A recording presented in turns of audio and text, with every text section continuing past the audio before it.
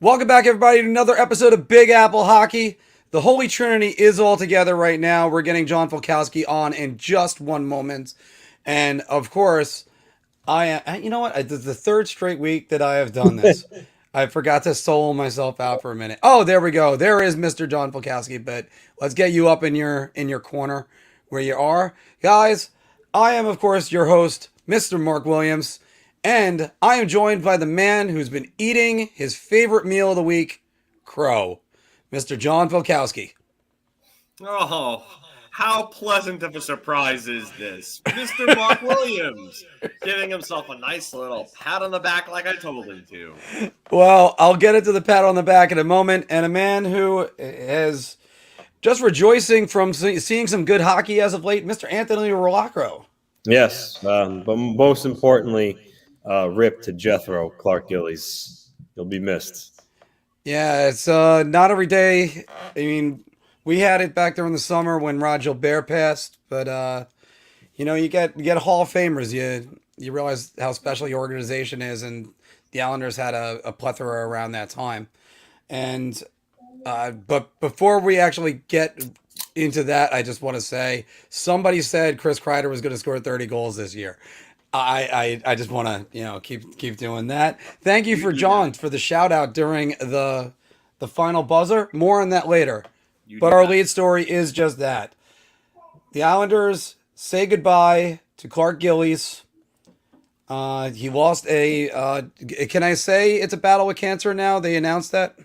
Yeah, his daughter put on Twitter like a heartfelt message tribute to him, and she didn't get into specifics, but she said it was a brief, aggressive bout with cancer.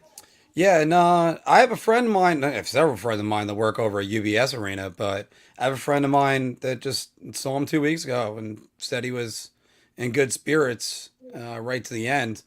And he was a fighter. That's what he did.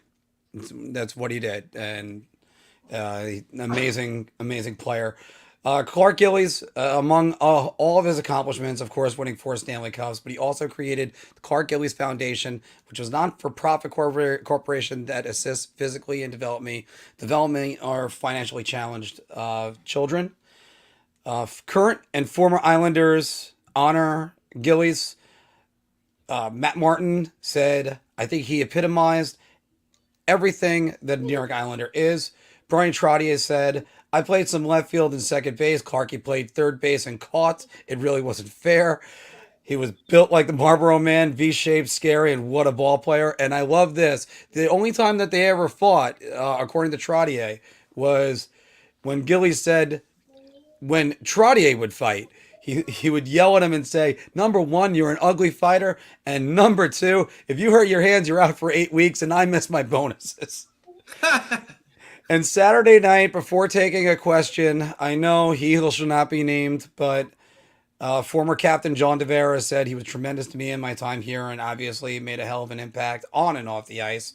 And of course, I think this is a great line that says it all. Rangers coach Gerard Gallant, as a kid growing up, I wanted to be Clark Gillies. So, Anthony, you're the one that put up quite the memorable memorial to him on your Facebook page. Go on. Yeah, it was a gut punch to say the least, fellas. When anyone loses their life, it's really sad. But when it's a legend on your favorite team, you guys went through a Rod Gilbert. It's tough, and I think what makes it a lot harder in this case is Clark Gillies was 67 years old. He's a young man, guys. And I was at the home opener for Belmont. He was there. You would have never thought there was anything wrong with him. He looked healthy. He looked vibrant. It's just And listen, it's his personal preference. Obviously, he wanted to keep his battle with cancer private. No problems with that. But I think that's why everyone was so shocked about it. We all know that Mike Bossy's battling lung cancer. The team announced that, and I think it was in the summertime. But again, there was no inkling that Clark Gillies was sick. So the news broke right after the Islander game. I forget who they were playing already, but they won the game, and Shannon Hogan broke it on the post game. And I walked away from my TV a little bit, and you could tell she was fighting back tears. And the camera was up on the banners, and at first it didn't click. I didn't think there was any possible way he could just die like that. So originally I thought maybe he was breaking that his wife passed or something like that. And then as she got talking more, I realized it was Clark himself. And yeah, it was a terrible, terrible feeling. I met him outside the Barclays Center in that picture I posted, and it was before the first round against Florida in 2016. He was greeting fans, talking to everybody. And what you heard everybody say about him, he was a really nice guy. Big player in the community with his foundation. And, obviously all his accomplishments on the ice. He really pioneered that power forward position. He was, Philip, by the way, thank you for doing that wonderful tribute on your show. I had a hockey game that night, so I couldn't do that. But you did that well done for a Ranger fan to remember Clark Gillies like that and all his accomplishments was nice. But he was a guy that he would score 35 goals and then he'd kick the shit out of you if he had to. And what's most impressive about it is he never amassed more than I think 96 penalty minutes in a season. Never went over 100. Just goes to show the type of game that he played. So yeah, he's gonna be missed by a lot of people. He touched a lot of people, and hopefully the Islanders can at least finish their season strong here and do it for Clark for here on out. But yeah, it was difficult news for the whole fan base in hockey world for sure. We'll get into the current Islanders in a moment, but Phil, your thoughts on Clark Gillies? I don't know how much I can really say that I didn't say the other night when I did it. I mean, he was one of the driving forces on that team, on those all those dynasty teams. I mean, from the 70s into the 80s up until when Edmonton finally dethroned them. I mean, they were he might have been the heart and soul of that team. If you want to argue Dennis Potvin, sure, I'd listen to that. If you want to argue Mike Bossy because of how tremendous of a scorer he was, I'd listen to that too. But I guarantee you that if you really put a gun to all the guys on those teams' heads, they'd probably tell you that Clark Gillies was probably the heart and soul of that team. He was a guy who went out and a lot of Ranger fans, you probably remember Ed Hospodar, boxcar. Yeah. Clark Gillies absolutely destroyed him in a fight. And it was one of the most one-sided ass whippings I think we've seen in NHL history. So that just goes to show you how tough of a man that Clark Gillies was. And Brian Trottier's quote about him being built like the Marble Man was pretty much on point with what he said there. But from what I've heard from Anthony, I've heard many times from Anthony how nice of a guy Clark Gillies is. Heard from my uncles, the stories that they would tell about him, and just, you know what? And another funny little bit is that Clark Gillies once finished top 10 in Selke voting, finished 6th overall in Selke voting while scoring 91 points and 30 goals in a season. Like, that just goes to show you how good of a player he actually was. And if he was relied upon more offensively, I think that his numbers probably would have been better throughout his career if he was a little more of an offensive role, because he could absolutely score. So Clark Gillies, legend, like I said, feared and revered by all. So rest in peace. Well, one thing I got to remark about, and we were talking about this before we went to air, is Clark Gillies was in the generation of players that they would engage with the fans so often, and they would play a game and then go across the street to the bar and just have drinks. Yeah. And usually the fans were there. So that's one thing that kind of isn't as there as much anymore when the professional athlete really started booming in their salaries. I do have to say, Anthony, as I usually kick my camera like an idiot, you just said something that's so surprising to me. And it's surprising also because Butch Goring had one of the more surprising statistics that the guy could be one of the best defensive centers of all time. And he never amassed, or he had, I think, 5 seasons with 8 penalty minutes or fewer. Clark Gillies never amassed more than 96 penalty minutes in a season? Yeah. Wow. There are not often where statistics blow my mind. That's one of them. Because you're talking about a guy that played during the Dave Schultz era where the Flyers were ready to just throw down with anybody. Clearly, to borrow a line from Chris Nyland, there were no takers when it came to Gillies. He might have offered fights, and they were just like, nope, no. And Nah, yeah. I mean, the only comparable I could think of in terms of like Gillies, in terms of how that worked, was probably George Laraque. And George Laraque's like the second half of his career because no one wanted to fight him. But Clark Gillies was 10 times more skilled than George Laraque. Was yeah, actually good in his own zone defensively, and he was a big leader on those teams. So he's one of the most complete players I think the game has really ever seen. I was trying to think of a comparable to today's player for him, but anybody I thought about would not be a compliment to Clark Gillies. So no, so we're just gonna go on from that. But the current Islanders are playing, and they are over 500 for the first time since November. They're 7-2-1 in their last 10. They sit in sixth place, and I don't have to put any quotes next to it, Anthony. Right now, they're in sixth place, and I think they're only 2 points out of fifth to jump over Columbus. 1 That point. is correct. Yeah. 1 point. That's why I had to double check that. With they have several games in hand. Goal differential is getting closer to 0. And Matt Barzal's leading the way, and four more points in his last 4 games. Are the Islanders back?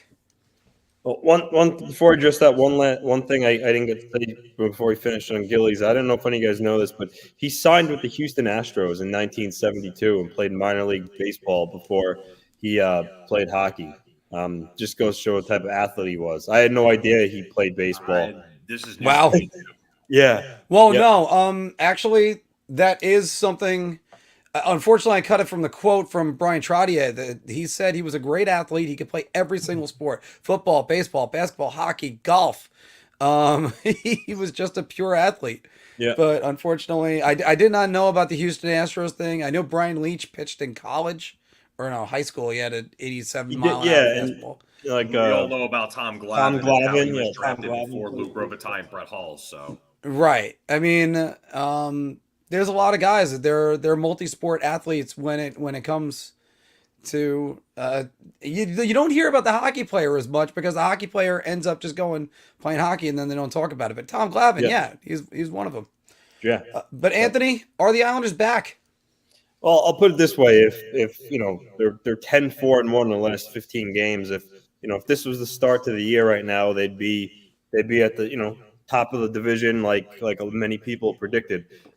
So they're getting there for sure. My fear is that they might, when it's all said and done, because of their start, it might be too much to overcome. But we'll see. If they keep playing like this and win their games in hand, you never know. But yeah, right now I'm encouraged what they've seen. Yeah, they played some bad teams and they've won, but they say you're supposed to beat the bad team, so credit to them. But Matt Barzal's playing a lot better.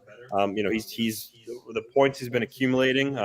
He's kind of obviously he's not at point per game, but he's getting to that area where if he stays hot, he could end up amassing around 70 points or so. So that would be good for the team. But he's playing well. Brock Nelson scored his 13th goal. So, he's starting to pick up his game after, missing that time with the injury. Zach Parise, who I talked about, I loved his work ethic and how hard he skates and how hard he really makes it on the opposition on the forecheck. He's finally starting to be rewarded with some points, which is nice to see. Overall, I would say their team defense has been a lot better, was being led by Noah Dobson right now. And then, the goaltending, Varlamov's been a little better, with the exception of, last night, Ilya Sorokin's been tremendous. So, yeah, they're rolling right now. They got a couple more games at home here that they've got to finish strong with. And listen, at this point, they're essentially playing house money. I mean, all they could do is worry about themselves, take it a game by game, try to get 2 points, and, go from there. If they look up at the standings and, really see the task at hand, that could be a little deflating. So they just got to take it one game at a time. Listen, hope that maybe Boston slips a little bit because I think realistically that's the only team they could catch. But those games in hand are huge. They're 14 points behind Boston. I think they have 4 games in hand, 5 games in hand. So you're talking 8 to 10 points, which if they capitalize, that would help a lot. So definitely night and day from earlier in the season. I just wish they could have started like this. Otherwise, we were talking about a different script right now, but unfortunately we're not. But yeah, I'm encouraged with what I see. And like I said, whatever happens, happens, but one game at a time. Phil. You know what? Anthony made a good point about beating the bad teams. You got to beat the bad teams. They were down 2-0 against Philly, and then right after they scored Philly scored their second goal last night. The Islanders came right back and tied the game with 2 pretty quick goals. So that that's what you have to do if you're the Islanders. You have to start beating these teams. You have to make sure you get your points. Maybe they make a run and they get close to the playoffs. Like Anthony said, it might be too little too late. It might be too much to overcome. But, I mean, even if they don't make it, it's a good sign for an Islander fan. You want to see this team come back and play strong. Would a high pick help in this year's draft? Yeah, sure. You obviously you want the chance at someone like Shane Wright. Shane Wright would absolutely be a difference maker for the Islanders going forward. But at the same time, the Islanders, this is kind of a weird season for them. So you don't exactly want them to be finishing at the bottom of the barrel, because that's not what you want this team to be. You don't want that mentality heading into next season. So for a team that had Stanley Cup aspirations, it's probably best that they finish the season strong, whether they make the playoffs or not. Just go out there and worry about their own games. Don't worry about the scoreboard watching. Worry about your own games. Worry about playing your games. Worry about getting your points. Worry about playing to the best of your ability, and then focus on next season if you don't make the playoffs. Because I think that with the right acquisitions and the right touches, they could probably be a playoff contender next year. Whether they're a conference finalist or better next year, I mean, that obviously remains to be seen. That we're a while away from that. But at least if you end this season well, you go into next year on a high note, and that's really what you want to do, especially if you're Barry Trotz. And especially after you had this disaster of a season where you had your high hopes, and then you take your step back, and then you go forward. It's easy for fans to say this of, just tank and get Shane Wright, and we'll worry about this later. That's not the way you want it to work. You want the organization to know that you're committed to winning, and that's what matters the most, is winning, because then you end up being the Arizona Coyotes and perpetually rebuilding all the time. That's not going to work. And the New York Islanders, if they go on a run, and it looks like they're putting it all together, guys. It really does. But I'm not sure if the schedule is going to cooperate with them on that. I've been vocal about those 2 West Coast trips coming up. But if they end up going on and making a run and missing the playoffs by 1 point, you're going to get a lot of those players coming back, chomping at the bit, and then can't wait to go do better next year. And that's what you want, this organization to be that hungry again. And that'll happen. And then it's another year. Then you could also develop some of the other players you got right now. More on that when we get to the Bar Talk segment, and get them ready for next year and another playoff push. And maybe even make a free agent signing or 2 with the salary cap room that they got next year. Anthony, finish this off for us. I think you guys said a lot of good things there. I think Ryan Pullock coming back is going to be big. They try to get back to the Pelech pair, which should help them. Pullock eats a lot of minutes for them, so that will be nice to have him back in the lineup. So that is certainly a good thing.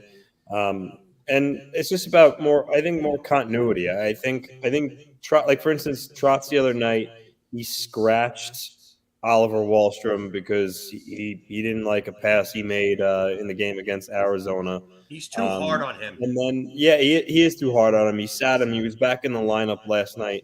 But I think this is a guy, he's a young player. He's an offensive player. It's not going to be natural for him to be a defensive wizard and the smartest player right away. I think by sending these messages to him, I don't think it does anything. I think he needs to play every single night. The dilemma I had with Quinn. Same dilemma I had with Quinn. And to make it worse, the guy is the best. He has the best shot on the team. He's an asset. So when you take him out of the lineup, you're only hurting himself. So If they could just, like I said, get some continuity in there, let Wallstrom keep building the confidence, and they keep playing the way they're playing.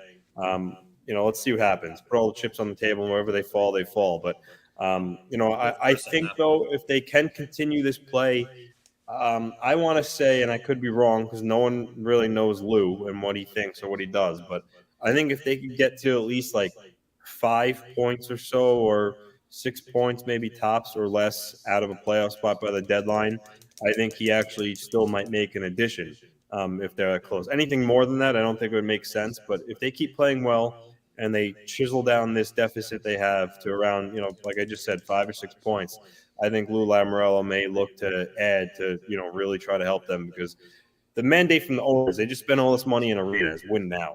And they're not going to give up on this season unless something totally goes really, really bad from here on out. So we'll see what happens, but they're heading in the right direction.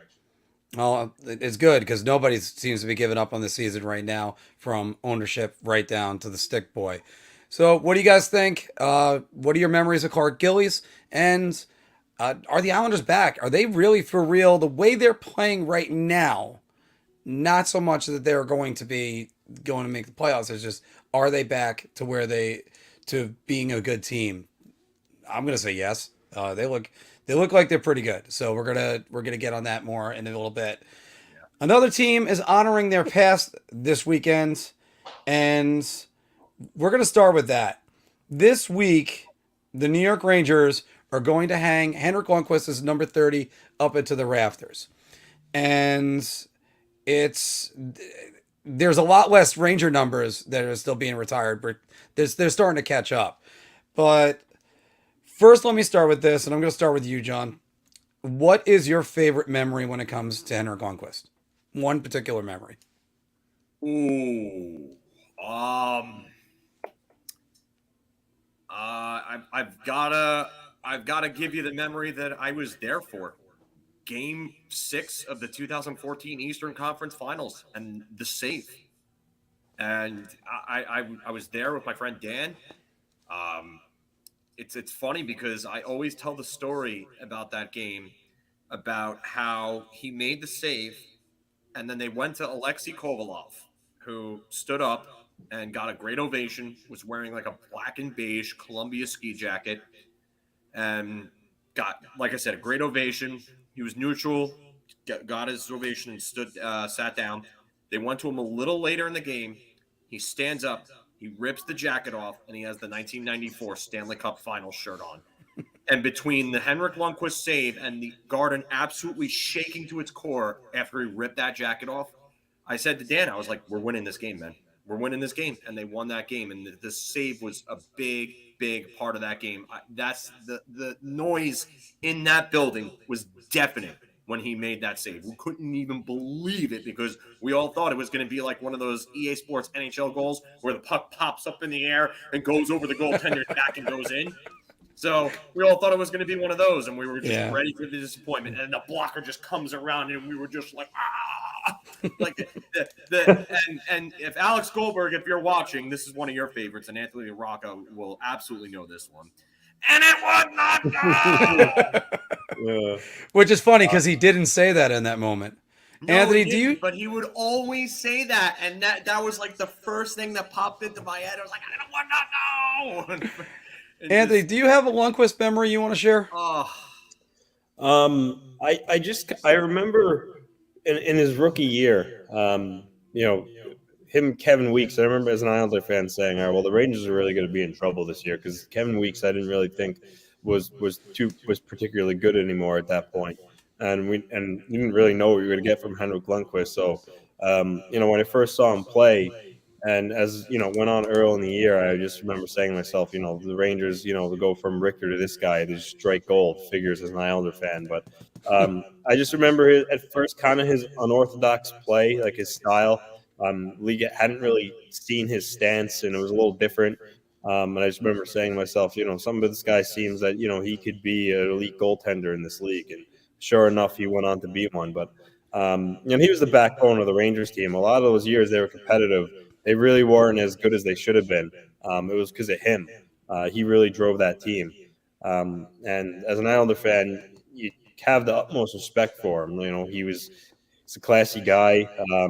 He did the right things on and off the ice. And he cemented his lore in Rangers history. The only thing missing is obviously the cup, but his number going up to the rafters will be special for you guys. He deserves it.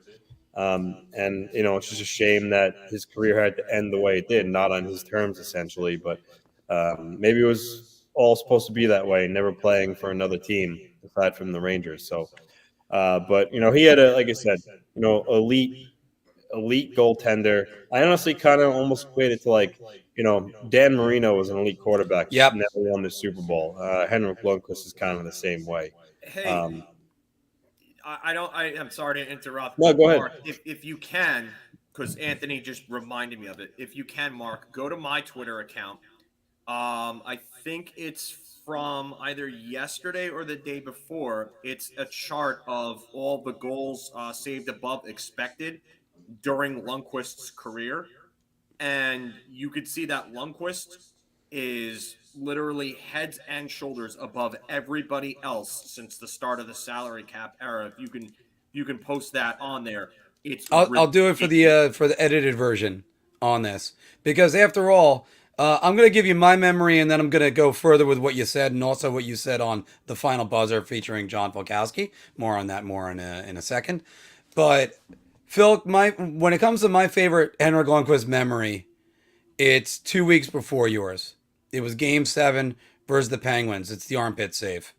Because he makes a save with his damn armpit.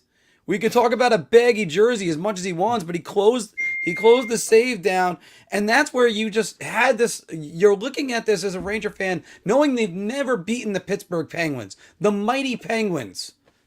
They were going to win that series, and you were shocked. You're just like, oh my goodness. How is it? Yes. By the way, that's a good one too, Steven.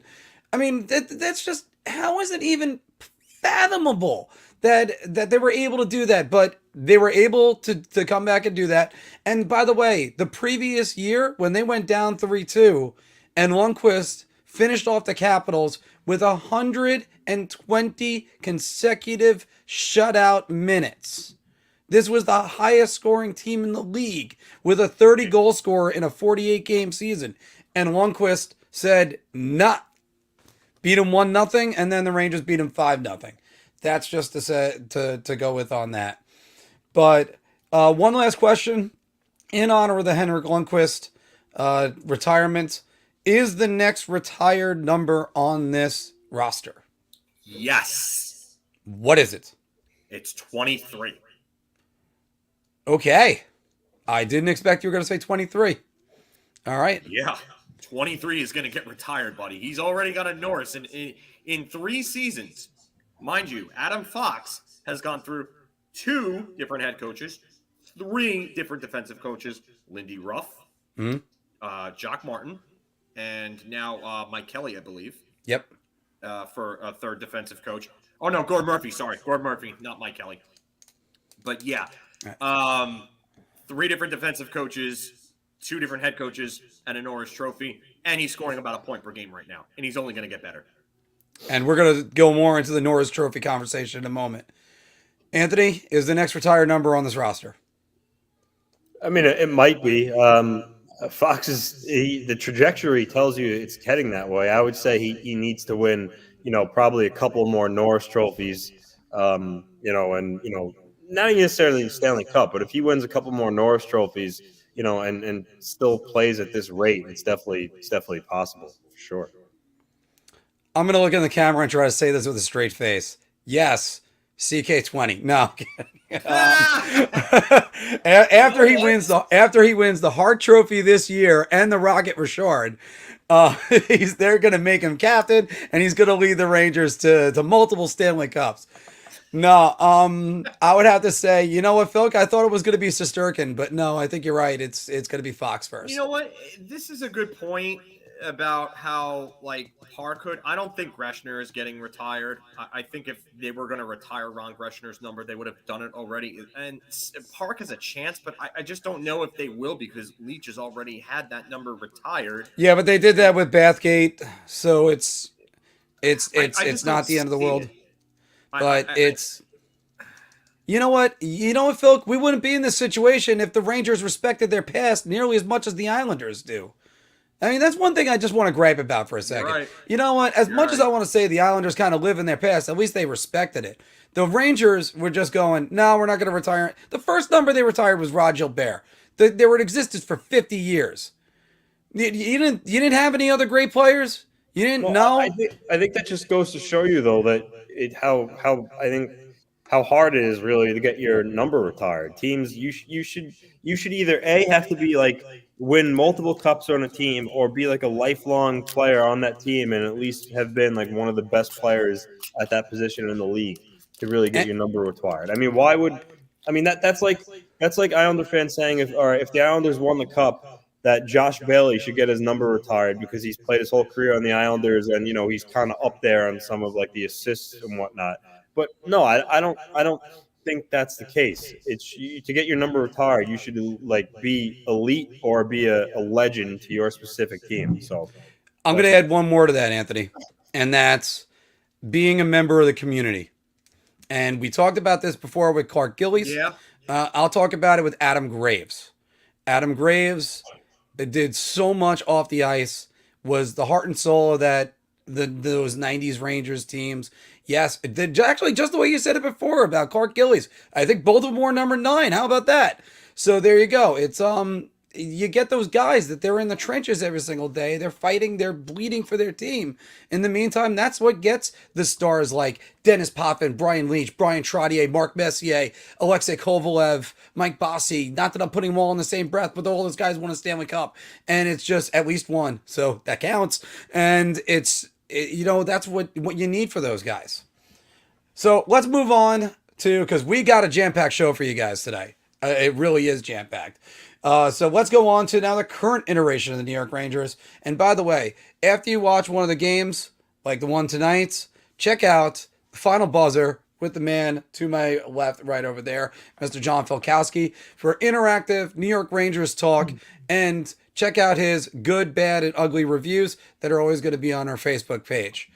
But some of the great conversations you were able to have were this week when the Rangers beat the Maple Leafs, the Kings, and the rotting carcasses of what's left of the Coyotes, but they fell to the Carolina Hurricanes. By the way, in that Arizona game, speaking about rotting carcasses, Andrew Ladd scored, Anthony. So, the Rangers improved. Like 6 goals. Yeah, actually, he's had a good season after not playing for 2. The Rangers improved to 28-11-4. They're first in the division right now. And those games are off there. It's a little bit more. And 7-3 in the last 10. Goal differential keeps going up, guys. Plus 22. And my favorite headline of this week, Chris Kreider scored his NHL leading 30th goal of the season. He's finally broken 30, guys. And he still has half a season to go. Sky is the limit. I'll start it off. I'm just so pumped for him and the great season that finally I knew this guy could turn in. But how about that win over the Kings, Phil? Yeah, pretty exhilarating. They looked like they were down in that game. I don't want to say a slow start, but not a great one to that game. I would say probably about a 60-40 split for LA. And then they got the lead at the end of that period, thankfully, with the power play. And Chris Kreider just doing his thing. Adam Fox, obviously, tallying a point there on the Kreider goal with an assist. And then they just got back in that game late. And Barclay Goodrow, kind of like I said, flew under the radar in that game. I thought he had a really good game. He was just in the right spot for what was an awesome deflection. So Barclay Goodrow ties it, and then we get the shootout because the overtime really kind of just went by fast. I think that's the only overtime I think I've ever seen that's been entirely played on a 4-on-4 or as a 4-on-4 with no stops to go back to 3-on-3 since the inception of 3-on-3 overtime. Yep. I haven't seen another one. Because I haven't recalled any others. I mean, maybe it has happened, but not that I've seen at least. So, But yeah, I will have to say that the shootout though, that was some drama. Quentin Byfield coming out, the second overall pick in 2020, comes out and scores a really nice goal in the shootout. And then Gerard Gallant says, "My boy, I have faith in you. You're my boy, Blue." Goes out there with Alexis Lafreniere, and he just pulls a really nice move on John Quick, ties it back up, and then Adam Fox, our Norris Trophy winner, the best defenseman in the league. He does it, and he ends it and sends everybody home happy. Big win for the Rangers, but it was good to get the 2 points over LA, especially after the last game where they kind of got ragdolled around by LA and they just did not look good. It was one of their worst efforts of the season. So and again, obviously Chris Kreider, another solid effort from him all around all night. And he seems to just be kind of leading the way. Mike kind of nails it on the head here. He's matured, and we're seeing the real deal with him. He's scoring more. And like I said, the evolution of his game, within the last 5-6 years, he added that net front presence to his game. Then in the next few years after that, he started becoming better, a little better defensively. Now I think he's gotten to a level where he's better defensively than he's ever been before. He's reliable in the penalty kill now, which I never thought I would say either. And now we're seeing the biggest bugaboo with Chris Kreider, and now it's away. The efforts from night to night. He's just giving you that effort that we all have been asking for on a nightly basis. And now you're seeing what happens when a 6'3", 230-pound power forward can play like this on a nightly basis. I'm not saying he's going to score every night or that he's going to finish with 50, but you know what? If he keeps giving you this, he's valuable. He's absolutely valuable. So keep leading the way, CK. And it's no surprise. I think it's the Gerard Gallant effect. But Anthony, there was a loss that was in there, and it was to the Carolina Hurricanes. They lost 5-3. Alexander Georgiev in net. Do you take anything from the loss, or just look at the wins? The only thing I'd say about the loss is that was that whole. I don't know why Gallant didn't start Shesterkin against Carolina and then start Georgiev against Arizona. It's the team you're battling for first in the division. Why not play your better goaltender? I mean, Alex Goldberg could probably beat the Coyotes in the game right now, so why not just start Georgiev in that game? I don't understand that call. And Arizona was up 3-1 at one point in that game, right? Yep. Against the Rangers.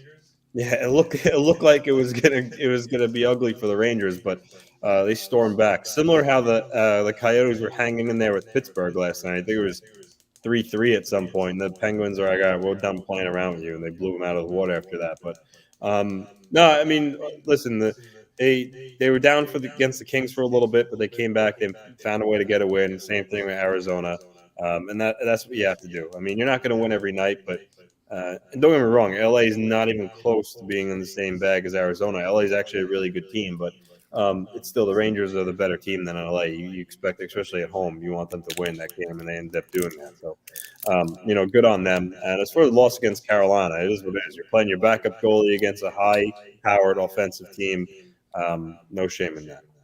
You know what? The one thing I'll say about before Mark is that they were really outplayed for the first 2 periods in that Carolina game.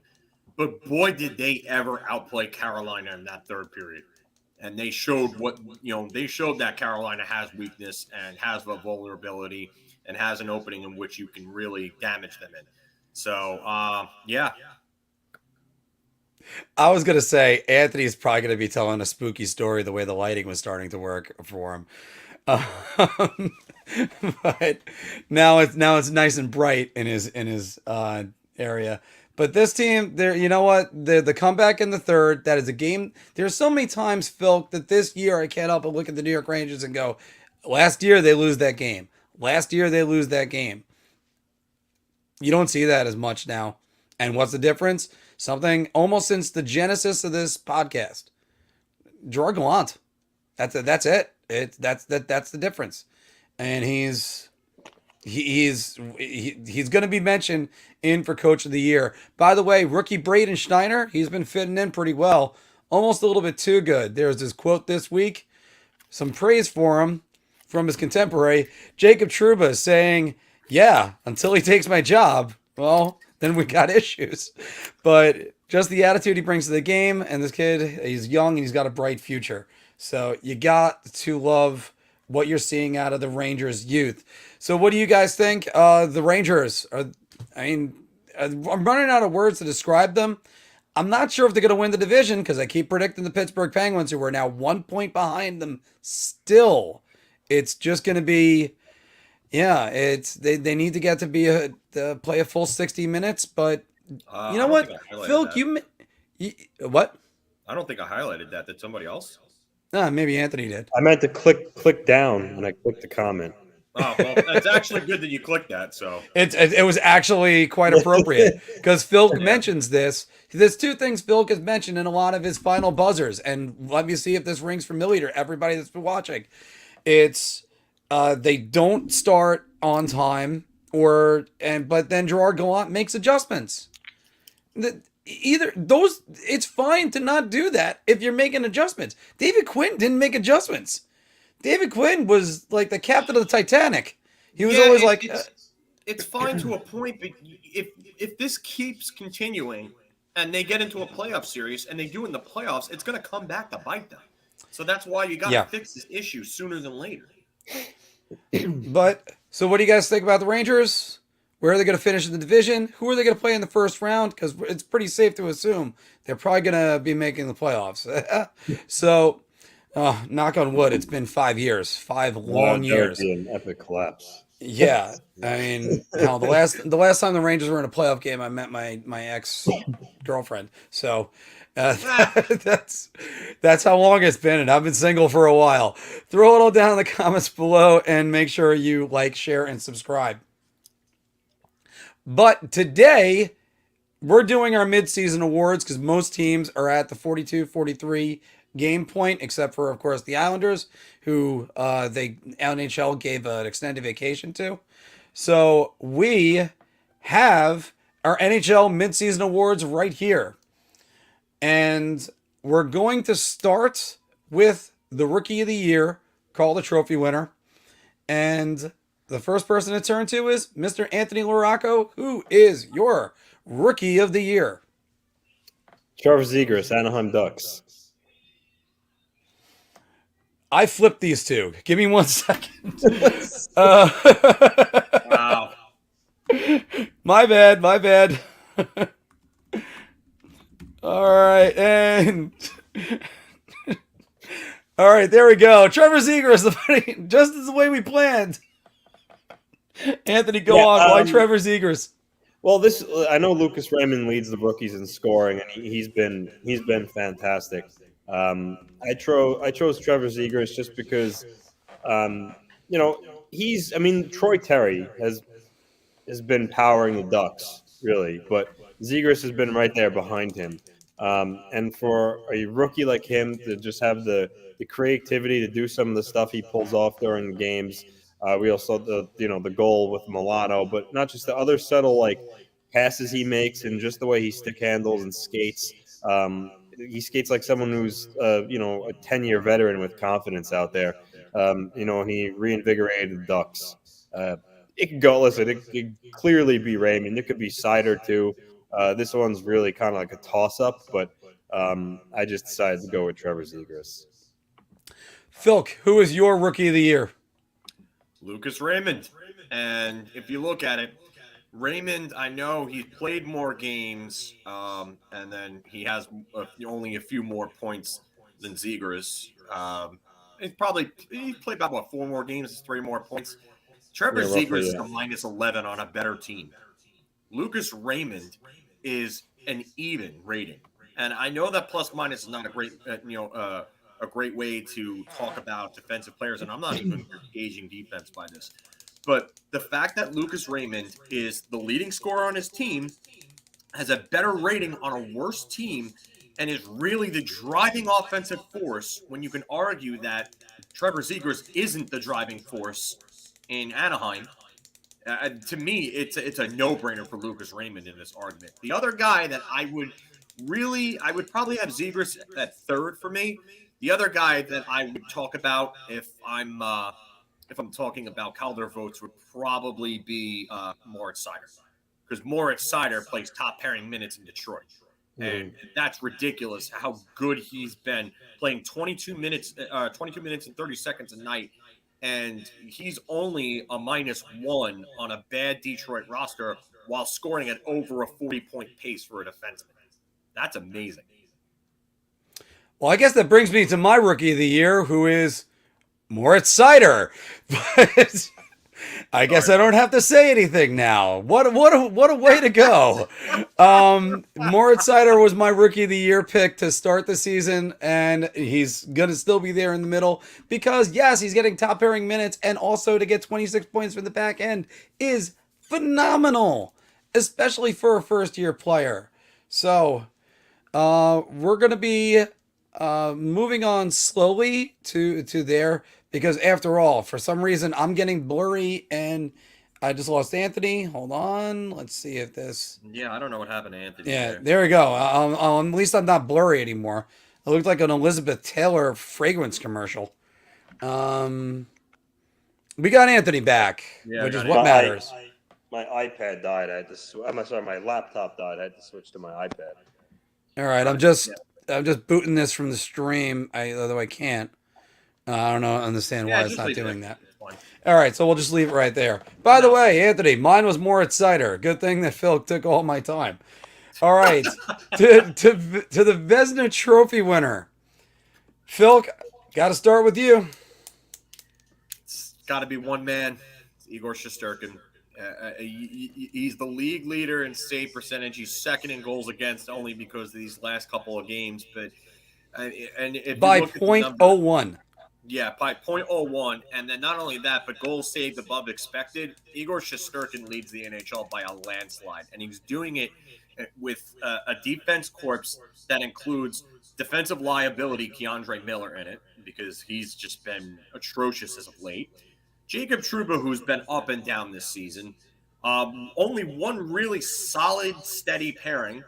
And now Braden Schneider, a rookie who's stabilized the third pairing because the corpse of Patrick Nemeth can't be trusted to play any such sort of defense. So Igor, not only does he have a case to win the Vezina, he has a case to win the damn Hart Trophy because, I mean, let's face it, Igor Shesterkin has helped carry this team. I'm going to spoil this a little bit because I have to change up the question, because Anthony's selection is Igor Shesterkin. My selection is Igor Shesterkin. So, Anthony, the real question is, can you name someone else that can challenge for the Vezina Trophy? I mean, honestly, it's gonna be him pretty handily, unless you know his numbers really take a dip here, and another goalie gets on fire to match it. You could say Jack Campbell. I think he's second or third. You got Tristan Jarry's hanging around there, but no one's gonna really challenge him, like I said, unless something happens to him where his numbers really take a dip. But I will say that I think if Ilya Sorokin keeps playing the way he has been, I think he could end up at least being a finalist, just because the guy, he's got a .926 save percentage. He's like fourth or third in the league.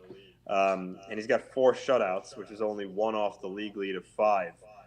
And he's playing for a team, obviously, that was really bad in the beginning of the year and is a non-playoff team. And if you look at the goalie leaders, he's the only goalie up there who's on a non-playoff team. Every other goalie in the top 5 are all playoff teams. So I think Ilya could easily be a finalist, but I don't think anybody else is going to really snatch it away from Igor as of this moment. I'm going to throw one more goalie into that mix, and that's going to be UC Saros, who's had a fantastic season so far. He's one of the reasons why Nashville is a playoff team, and why they're going to continue to be a playoff team. He has taken that team and thrown it on his shoulders, and they're not even thinking about Yaroslav Askarov yet. And they don't even have to worry about him. He's throw him far away. But to go from Pekarene to, actually, if you want to even get more technical, Mike Dunham to Tomas Falcone to Dan Ellis to Pecorine to UC Saros. Nashville's been doing it right with goaltending for a long time.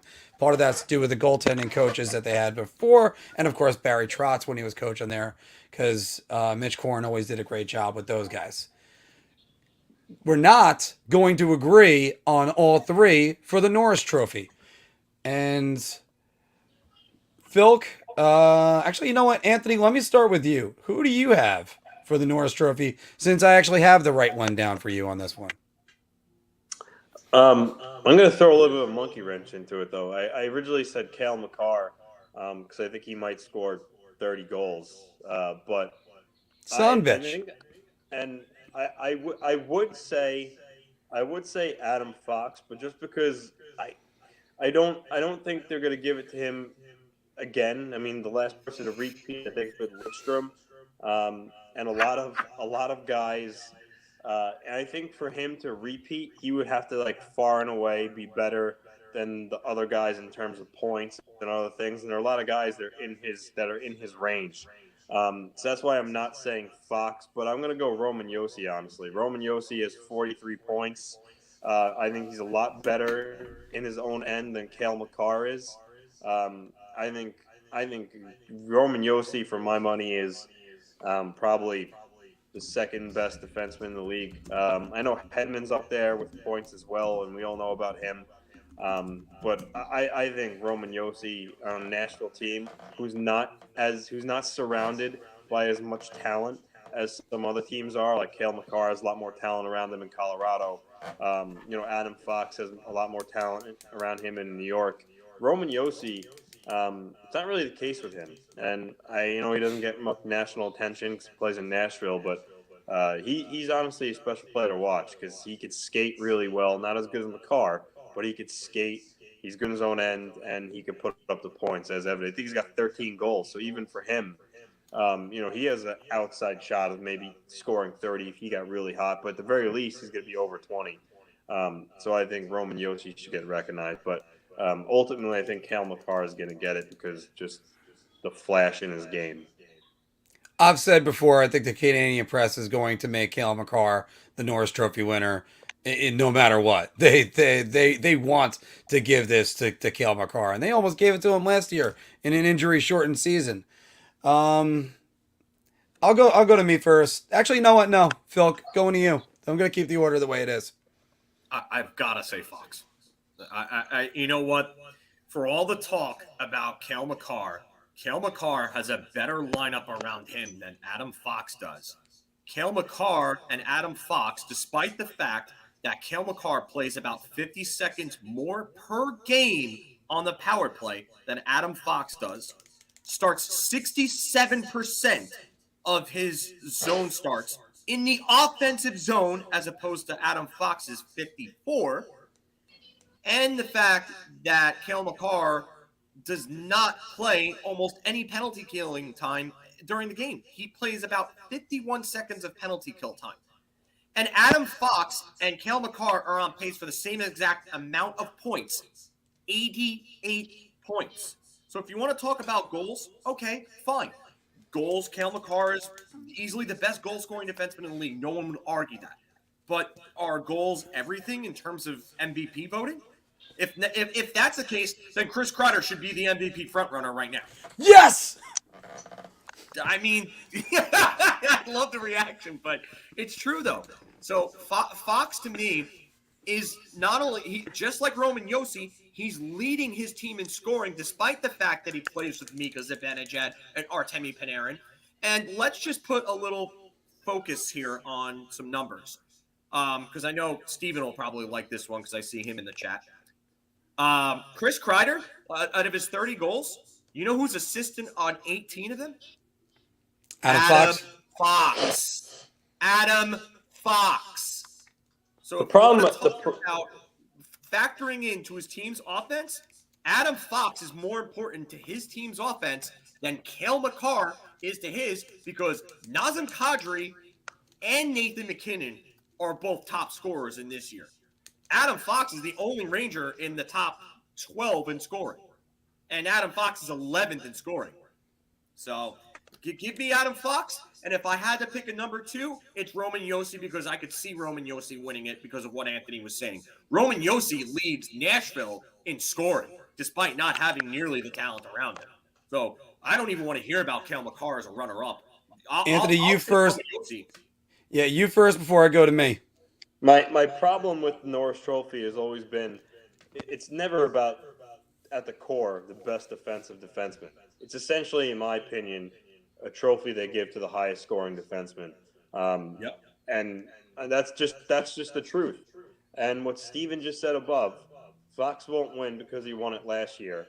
So when you combine that with Fox, Makar, Josi, Hedman, all scoring around the same amount of points, the league isn't going to give it to Fox again, because it's just, in their opinion, in order for him to win it for the second year in a row, he'd have to far and away be the best defenseman, let's say, in points or whatever it is.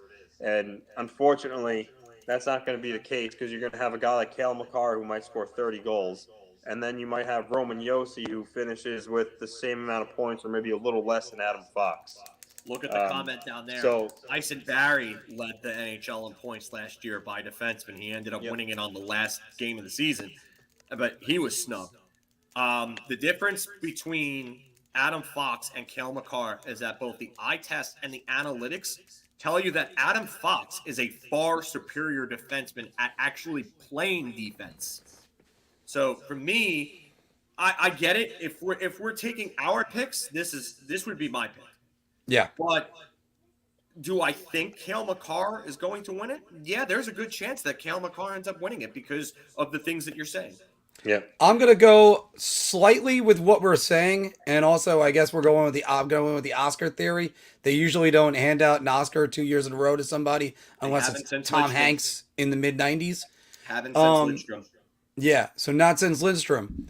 Guys, there's one more defenseman who's kind of emerging to be an elite defenseman right now. Because if you look at everyone else, you got Fox with the Norris, Hedman with the Norris, Josi with the Norris, Makar, they want to give him the Norris. But my selection is going to be Aaron Ekblad for that reason. Aaron Ekblad, 39 points. He's second on the Panthers. He is doing everything that a Norris Trophy winner does this year, and that team took a tumble when he broke his leg last year. He really could be doing it, and I would not be surprised if it ends up being Aaron Ekblad, and I would love it if it's Fox again, obviously, because unlike this year, I think this is going to be the closest voting for any Norris of all time. I wouldn't be surprised if there's four finalists. Or I always call them nominees, but they're four finalists at the end. 3. So let's move on to the Jack Adams. Yeah, 3, Mark. 3. What? Every year the trophy. No, I know. Every year there's 3, but I wouldn't be surprised if there's 4. The last time I knew that they had 4 finalists for anything, I want to say was the 2009 Vezina, where Lundqvist, Brodeur, and 2 other guys. Listen, I always remembered putting that as an asterisk. It might have been the 2008 for that. The only thing that Makar has over Fox is his skating ability, and if he's one of the best skaters in the league. And I want to say his offensive flash. Like Makar's much more flashier and dangles and whatnot than Fox. But those are the only 2 things. Other than that, Fox is the better defenseman of the 2. Well, ask Jonathan Quick how Cale Makar dangles compared to Adam Fox, because he just found out Adam Fox could dangle too. Guys, so best coach of the year, Jack Adams Award winner. I'm going to start out with mine. This is another one where we're not agreeing, which is good for conversation and great for content. But you got to take a team that they could have had their season derailed 100%. And not only are they on course, but they're the best team in the league. It's the Florida Panthers, and it's Andrew Brunette. That they could have easily gone in the tank after Joel Quenneville got, let's say they parted ways that way, not necessarily fired. But instead, what happens? I think Anthony said in our Bar Talk segment back then that he could coach the Florida Panthers to the best record. But it's a different story to actually do it, and he's still keeping them together even after an injury to Alexander Barkov. But this is a great job that he's doing right now. I'm giving it to him at the midseason point. Anthony, who are you giving it to? Well, not a bad pick, Mark, but for my liking, the Panthers have way too much talent to give it to Brunette.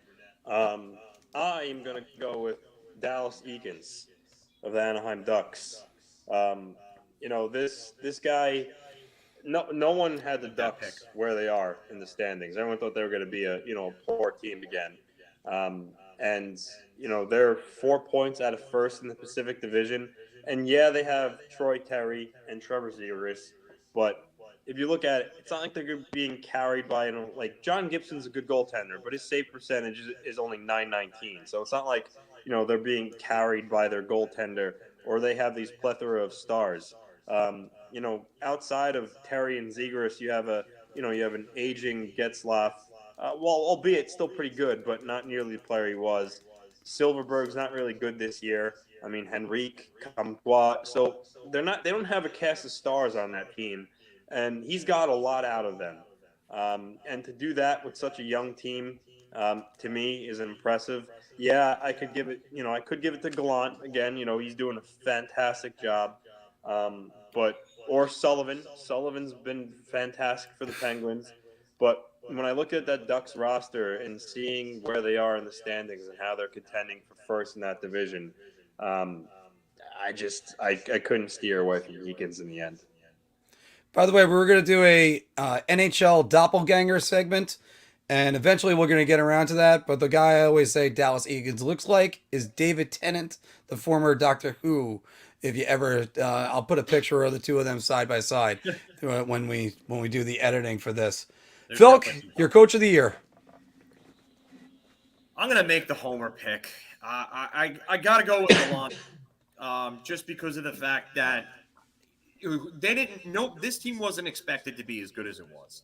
And yes, there are some stars on this team. You have your Mikas, your Breadmans, your Adam Foxes, and of course Igor Shesterkin is a Vezina candidate. But this team is essentially the same team from last year with a couple of downgrades, losing a top six forward, and you added a bunch of role players, and they're actually better than they were last year. So the difference is the coaching. It's not the roster, because the roster last year on paper was better. With that said, I don't know if he wins it, because I'm more than okay with Dallas Eakins winning it, because I think he's done a phenomenal job in Anaheim. Mike Sullivan, I gave him credit earlier on one of our episodes, and I said that he was probably the Jack Adams favorite right now with what they had to go through. The fact that he kept Pittsburgh afloat to get Crosby and Malkin back. I think if you ended it right now, I think Sullivan would probably win it. And I do think that Andrew Burnett is actually a really good choice too. So, Dean Evison would have been a good choice too. Who? Dean Evison would be a really good choice too. In Minnesota. They've fallen off a bit, but I mean, he would be another good choice too. But I think there are more coaches this year that have a legitimate claim to being the Jack Adams winner than I think I've seen in any year in quite some time at this point. So, Steven, bringing up a good point here. If you're going to criticize Quinn for all the issues from last season, it only makes sense to credit Gallant with how the team performs now. Because, like I said, same team, worse roster, but better results. And going with Anthony's pick, if I recall correctly, Dallas Eakins took him from one of the worst defensive teams to a goal better defensively. Probably it's the best turnaround since Trotz and the Islanders. If Anaheim makes the playoffs, I will call this right now. If Anaheim makes the playoffs, Dallas Eakins is winning the Jack. Yeah, I think so. Yeah, I'll say that too. It's a no-brainer for me if they make the playoffs. But I would not be surprised if Mike Sullivan crept in there, because he does it every year. Yeah, and I you know what? This year has made me a real believer in Sullivan. I was not a believer in him before this year, because he got handed some great rosters when they won those cups in 16 and 17. I have But I'll another tell you name right for now, too. this year has made me a real believer in Sullivan. Anthony. John Hines in Nashville. I mean, Yep. Nashville's 4 points shy of the best team in the West. And That's a good one too. That team, I mean, yeah, they have a Norse candidate in Yossi, and Sauer's is Vezina pretty candidate good. But, Soros. I mean, Forsberg's great. Duchesne's having a resurgent season, but I mean, they got like guys like Tanner Janot, a rookie. I mean, Luke Kunin, Jakob Trenin. So they're not filled with stars either, and they're getting, and he's getting a lot out of that team. And they're not just pulling back and doing it defensively. They're on the attack. Yeah, but here's the thing that I would give it to Eakins before I give it to Hines. Hampus Lindholm has missed some time this year, and there are less big names on Anaheim than there are in Nashville. I mean, look at it. You have a Johansson, you have Duchesne, you have Philip Forsberg, you have Michael Granlund, who's having a resurgent year, who was really good in Minnesota years ago. I mean, they've got some talent. Anaheim is doing it with all young guys and a Ryan Getzlaff that somehow defined father time. Yeah. Yeah. Well, we're going to move on to the Hart Trophy, and I have got to let the man in the bottom box, Mr. Anthony LaRocco. I don't know why I'm having trouble with that right now. Yeah, Mr. Anthony LaRocco, announce who is your MVP. It's one of my favorite players of all time. It's Alex Ovechkin. 36 years old, 58 points. Leads the league. Well, actually, no, sorry. Draisaitl overtook him with a point last night. He's at 59, so he's second now. I think he's got like a 12, maybe something like a 12-point lead on the next. Actually, more than that, like a 15-point lead on the next highest scorer on the Capitals. And he's been amazing. If you take him off that Capitals team right now, I don't think they're nearly as good as they have been playing. He's defying. You just talked. Phil just said Getzlaff defying father time. I mean, Ovechkin's doing it. I think for me, he's the clear winner. Although there's a lot of names in the category, so you could talk Huberdeau, you could talk even Kadri. You could talk about Draisaitl and McDavid, even though that team's struggling and they have each other on the team. Even Igor. So there's a lot of guys, but I think for me, it's just Ovechkin when you consider his age and how well he's performing. I mean, he's on pace to have one of his best seasons of his career that's in a very long time. I had to put that comment on there, and all I have to say is thank God that your last name is not Laviolette and it's LaRocco, because Mark would constantly... Laviolette. There he goes. He got it right. It's a matter of it's just a matter of sometimes I just do the New York thing and never pronounce every syllable or word. I'm trying to get it out so fast. Philk, you also had Alexander Ovechkin as your MVP. So I'm gonna skip and come back to you for possibly a third one. But we've been talking about this guy for the last 3 weeks, guys, and you convinced me. Justin Huberdeau. Jonathan. Jesus. Oh, Jesus. I was probably thinking Justin Trudeau. This is why actors always need 2 takes, guys. Title of my sex tape. But it's this is Jonathan Huberdeau. Oh boy, Jonathan Huberdeau. You guys convinced me. I mean, I looked at that Panthers roster this morning. The next leading scorer is a defenseman, and as much as a lot of these guys are producing, Sam Reinhart's almost got as many points as he did all last season. Anthony Duclair is having a fantastic year, but I mean.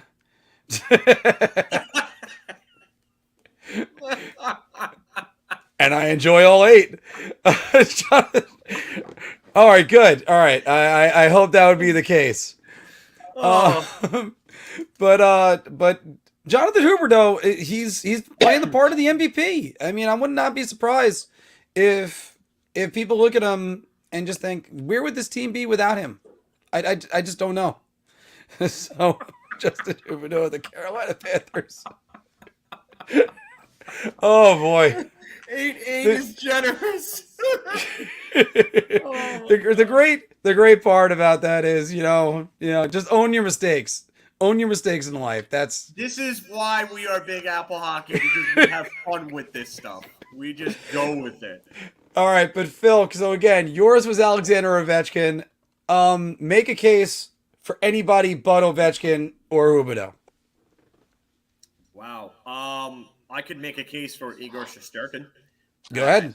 He like I said, he leads the league in save percentage, goals saved above expected. He's been considered by many to carry this team. He's second in goals against. I mean, he is clear cut right now, the hands down best goalie in the NHL, and it's not close anymore with the way that he's played. I mean, you want to talk about something. We all talk about how the Rangers' record against playoff teams is sub 500. Well, against playoff teams with Igor Shesterkin in the lineup, I believe they're 9-4-1 if the record is correct. Wow. So, okay. Yeah. As a yeah. So the Igor Shesterkin in the lineup against playoff teams, there's a big difference. So Igor Shesterkin is a guy that I would make an MVP. I would bring into the MVP conversation. So yeah, that would be me. All right, and our last category for the midseason awards is our midseason Stanley Cup final. Imagine as if the bracket was already done and they came out of this, because you guys got three. We got division winners, all of us except for one of us picked someone that's not leading their division at the moment. Phil, starting with you. Good thing you got that fresh sip of water. Who is your midseason Stanley Cup final? I said Vegas and Florida. I think that Las Vegas getting Jack Eichel back, they're not going to have to really move anybody, I don't think, because of all the LTIR that's going to help them by the end of the season. They're basically pulling a Tampa Bay, if you will, if you want to call it that now. So I don't think they're going to have to move Riley Smith. I don't think they're going to have to move William Karlsson or Evgeny Dadonov. When they get Jack Eichel in that lineup, that's going to push one of either Chandler Stevenson or William Karlsson down the line, and that's just going to give them incredible center depth. Their defense plays well. They're a very smart and sound structured team. They've got good goaltending in Robin Leonard. I think the world of them. They're a scary team, and they've beaten the Rangers handily twice. Not that means a whole lot in the grand scheme of things, but they look really good, and they seem to play better come playoff time. And then the Florida Panthers, I think if they make one move for a top 4 minutes eater at the deadline on defense, I think they have the ability to Jacob Chikrin at that point. So, bless you. Yeah. But that was perfect timing, Anthony, by the way. That was perfect timing. At first, I'm like, Anthony sneezed. Oh, wait, no, he didn't. All right. Thing is, I don't know if they're going to part with Lundell to get him. I mean, they may ultimately say that it's a deal breaker, but not for a rental. What if you go get Mark Giordano from Seattle? Yeah, I don't think you'd have to part with that. No. Well, Anthony, your Stanley Cup final for the midseason. Mine is Colorado versus Florida, a rematch of the 1996 Stanley Cup final. I know we talked about in the past about Colorado's style, not necessarily translating to the playoffs and going deep, but I really pondered about it, and I think with their just the amount of skill they have on offense and how well their defensemen skate, McCarr, Devon Taves, Sam Gerard, Bowen Bierm, I know he's dealing with is he back yet, or is he still dealing with concussion problems? No, he's still dealing with the concussions. Yeah. He's only played 18 games this season. Yep. And I just think that they're going to add at the deadline. I know there's been a lot of talk over Giroux's fate last couple days, and I've heard guys like Friedman and LeBrun mention Colorado as a team that would be in the running for him. Imagine if they added Claude Giroux to their mix, along with Kadri and Landeskog and McKinnon, Burakovsky. They would be a really, really deep team. So I'm going to go Colorado. But I think Vegas can knock them off again. That's definitely a possibility. But my gut, Avs, Panthers. It's probably not the best day to make one of these teams that I got selected. I'm going to not spoil one thing. Florida Panthers are in mine too. The team is just so excellent. But I got him playing the St. Louis Blues at the moment, guys. I like the way the St. Louis Blues have been playing, and I think there's a good chance they come out of the West as of right now. Things can, of course, change when Jack Eichel gets into Vegas. Although, when Jack Eichel gets to Vegas, does he ask Pete DeBoer when the team's going to choke, or completely just do nothing? So it's they got that scheduled, and Colorado, do they figure out that you actually need to have defense in order to win a Stanley Cup? I mean, just look at the Vegas series last year when they went up 2-0, and it looked like they were on a cruise to that series, and then lost 4 straight. So the team that has the experience already with winning the Stanley Cup, the St. Louis Blues, don't have to worry about that. They're playing at a high level right now. Yes, they went up 1-0 and then lost 7-1 to the Calgary Flames 2 nights ago. Probably not the best night to put the St. Louis Blues in. It is just one game.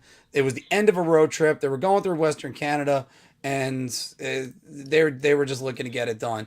But I look at St. Louis, they can easily be the team to look at. And again, they're about another player or a defenseman or addition away. Yeah. Jordan Kyrou is playing fantastic. Yeah, There's Jordan so many guys Kyrou has that been play. really, really good. Jordan Kyrou's been, who's been an unsung hero for them, and it's not the guy that you're going to think that I'm going to say, because it's not the former Ranger. Thank God. It's Ivan Barbashev. Yep. He's been Yeah, amazing. he's been really, yeah. Yeah. I mean, and not only that, but Ryan O'Reilly only has 28 points in 38 games. When Ryan O'Reilly comes around to playoff time, his game's gonna pick up, and it's gonna pick up as the season goes along. Oh, he's only got And a you know Conn what? Smythe. Rick O'Reilly. Or how about his brother Cal O'Reilly? Yeah, Kyle O'Reilly, WWE star Kyle O'Reilly, or AEW star now. I think he played for the Predators organization. I think he was also in Colorado's organization too. Oh, I'm sorry, Steven Ivan. I didn't get literal of my pronunciation. I'm surprised he didn't rip me for Shesterkin over Shesterkin before. Shesterkin. There was a lot of talk that we had amongst the three of us in the offseason about Tarasenko and effectiveness in his shoulder. But he's at a point per game. He's got 38 points in 38 games. And he's on pace for about 35 goals. Yeah, so he's also playing really well for the Blues as well. Proof yet again that players can have rift with organizations and also put it aside and be professional and produce at the same time.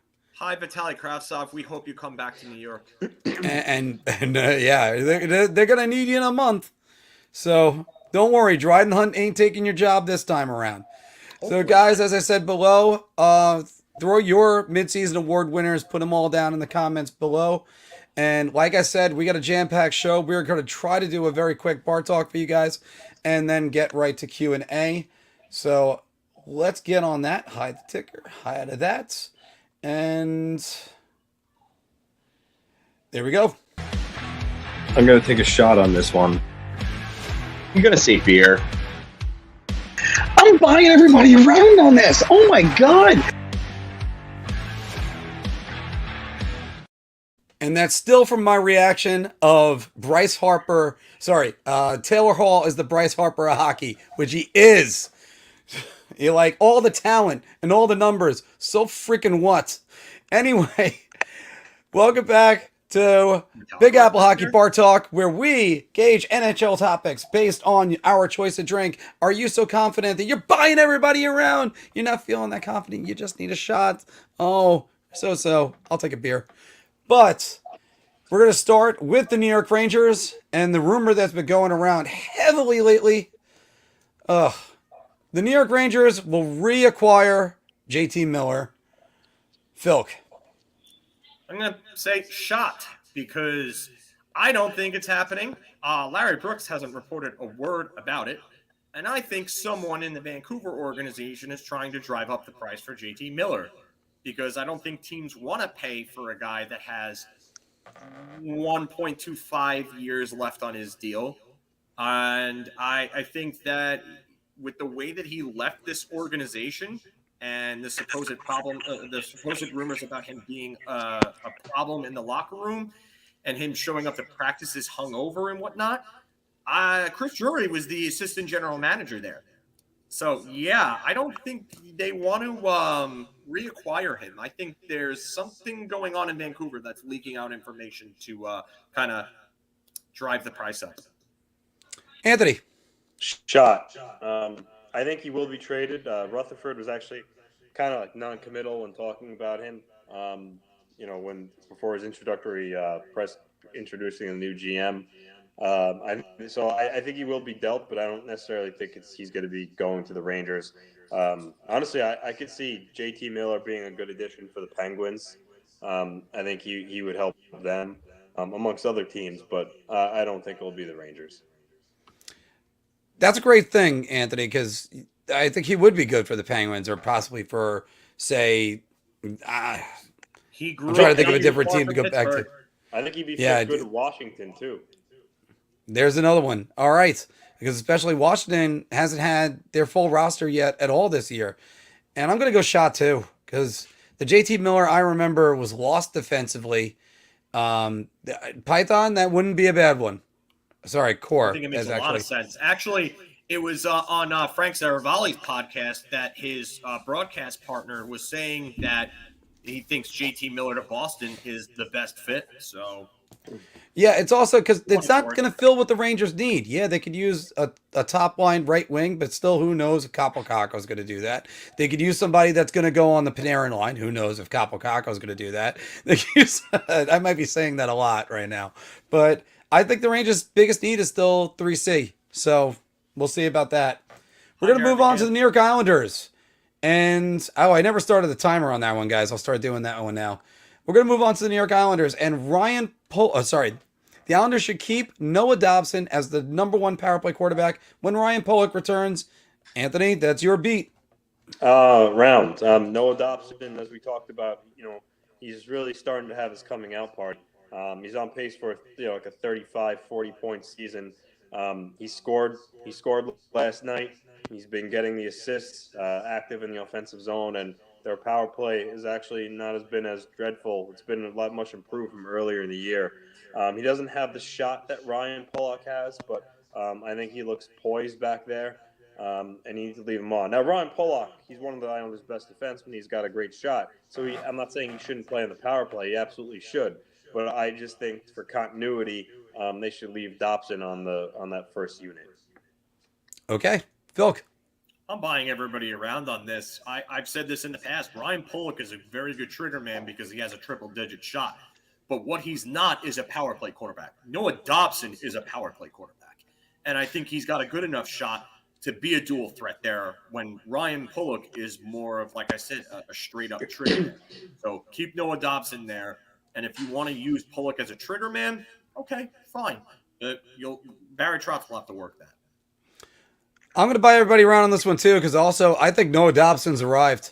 I think he's here, and you're going to start seeing the best Noah Dobson and watching him flourish as a New York Islander defenseman.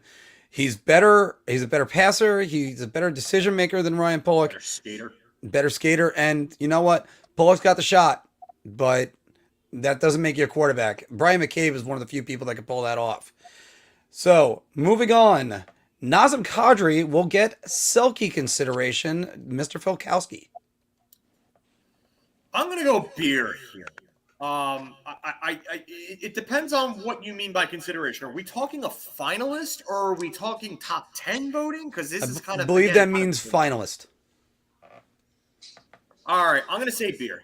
Because I'm not sure if he's going to be a finalist because you're still going to have your Barkovs, your Kopitars, your Bergerons. Those guys still exist. So I don't think Kadri will overthrow those three, but I could see him finishing anywhere between 5 and 10 in the voting. Anthony? I'm gonna go beer. I mean, I think he's 5th in the league in scoring. They use him in defensive shutdown situations. He plays that gritty, hard-nosed style, and he has the points to go with it. Patrice Bergeron, yes, he's still there. Although, Boston's kind of like they're a wild card team right now. He's getting older. I don't think he's as good as he was, 5 years ago, and that's okay. Naturally, he's older. So I could see him like dethroning him in the sense of like earning like a spot to be nominated, not necessarily win it. But because I think the season that he's having, I think it might be too hard to overlook. But I'm not positive on that. So that's why it's just a beer and not a round. But I really do think Kadri, if he's not a finalist, I could see him, being that fourth or fifth guy in voting. I'm gonna go shot, and it's not because he's not good. He's got the stigma of being a dirty player, and that's gonna follow him around. And he's due for a suspension, likely in the playoffs to end his season. But it's just I think it's gonna happen with him. So I can't shake that. And I think that there's still the better defensive centers that already made their names. I don't know if he's made his name yet. So we're gonna get back to that, and also get back to the right timer now. Keith Yandel's Ironman record is more impressive than Patrick Marleau's games played record. And here's the thing. I'm going to buy around on the Keith Yandel record. Now, here's also the thing. Keith Yandel, he's a name you can pencil in the lineup. He's not exactly the most physical defenseman. He's not exactly a shot blocker. So that's kind of one of those things that's in there. And just like when Patrick Marleau broke Gordie Howe's games played record, we all went, yay! He's retiring, right? Yeah. Joe Thornton's still playing, right? Yep. All right. So Thornton, I believe, is knocking on the door of that record. And if Yandel sits down because they want to play some Cam York or somebody else a little bit more, or explore their youth, then he sits down, Phil Kessel is within reach of this record. So that's where the hard part is. There's two guys that are still chasing this record. I've eaten up most of the time. Anthony, go to you. It's a tough one. To play that many games in a row shows his ability to stay healthy and his durability. But I don't know. I'm gonna honestly. I guess I'll go shot. I say Patrick Marleau to play as many games as he did. It just shows how you have to be good for a long time. The fact that teams still want you on the roster and to play essentially every night. So I'll go shot, but not to take anything away from Yandel. I mean, his accomplishment, it's good, but I tip my hat to Marleau. Yeah, and I don't want to take anything away from either record either, by the way. Phil. It's not that I want to take away from Patrick Marleau's record, but I thought those last two seasons, I didn't think Patrick Marleau was really all that great of a player. And I shouldn't even say great, because I wouldn't expect him to be great at that age, but I barely thought he was hanging on by a record. I just thought he was record chasing in those last 2 years. But for me, Keith Yandel being able to get this record in the time of COVID and not catch COVID and be in the not be on the protocol, and not even be in the protocol list at all, that's super impressive to me. And I know people say, well, you know what, hey, you might have a bias because Keith Yandel used to be a Ranger. No, it's really has nothing to do with that. It has more to do with the fact that Keith Yandel, despite going from team to team, has managed to stay in multiple lineups without any coach or team having any type of loyalty to him. I mean, he was almost ruled out this year, and then he made his way into the lineup, stayed in the lineup, and he's played well. So I gotta give it to Yandel. I'm gonna say beer here, just because of the fact that I don't think it's crazy more impressive, but I think it's just a little more impressive in my book. All right. So getting back to this. Ooh, this one hurts, guys. And I got more graphics to show you after this, but Tyler Seguin and Jamie Benn are hurting Dallas more than helping.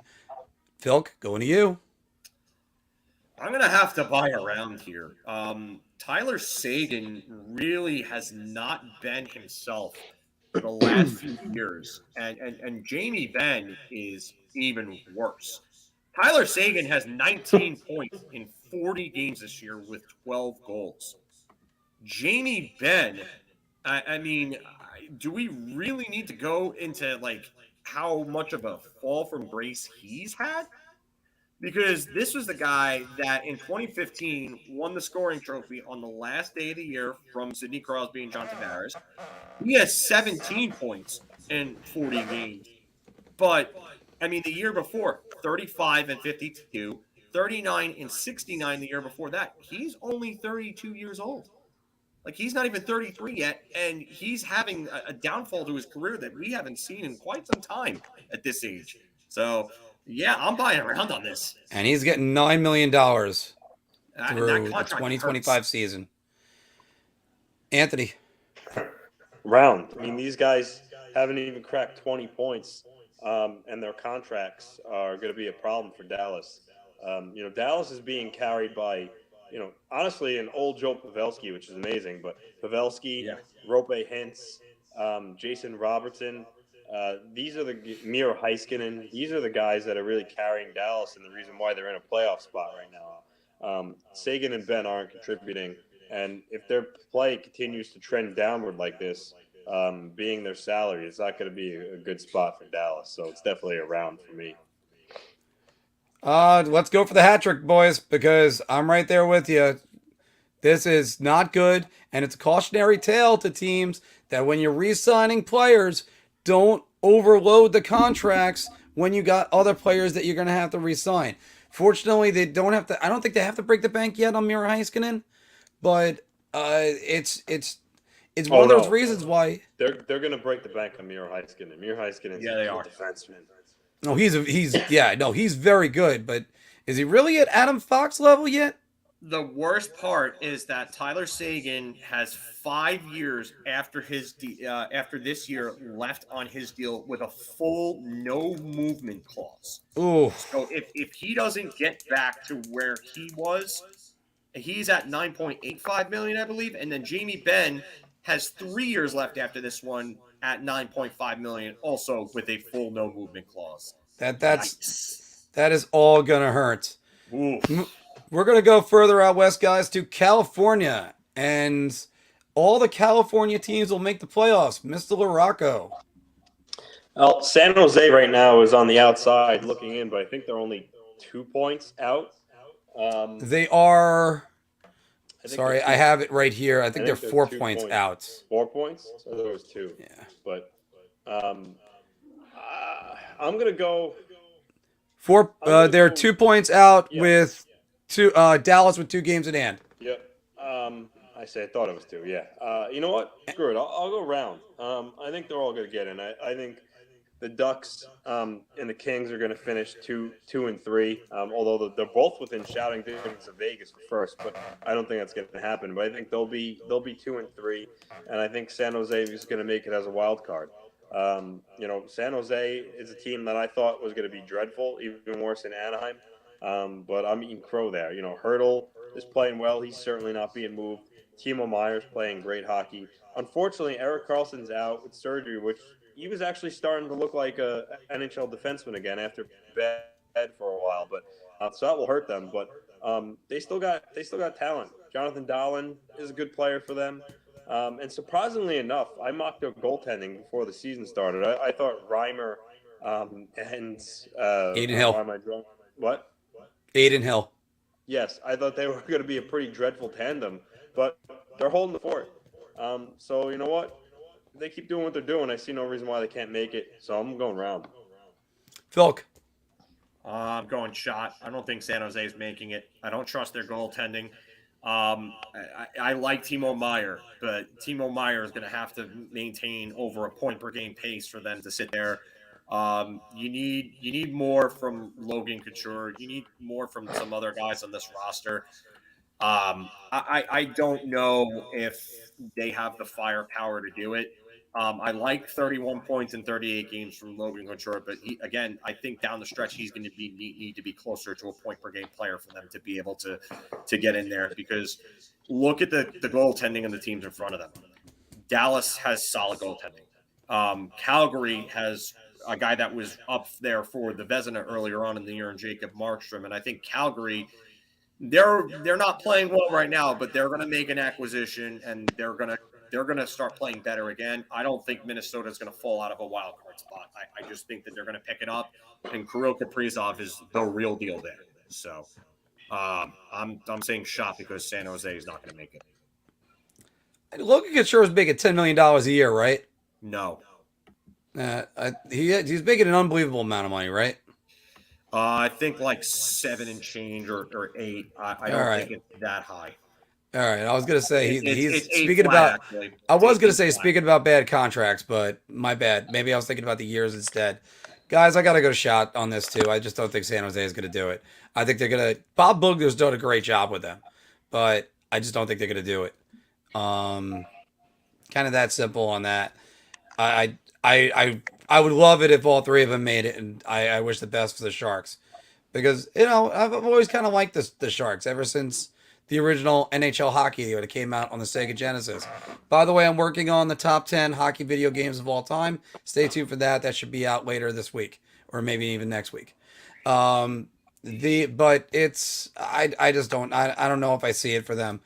I'm starting to have a little bit of doubts for Anaheim too, because after all, if Anaheim was in their last 10, they were starting to slide a little bit. They're 4-6 in their last 10. LA's only 5-4 in their last 10.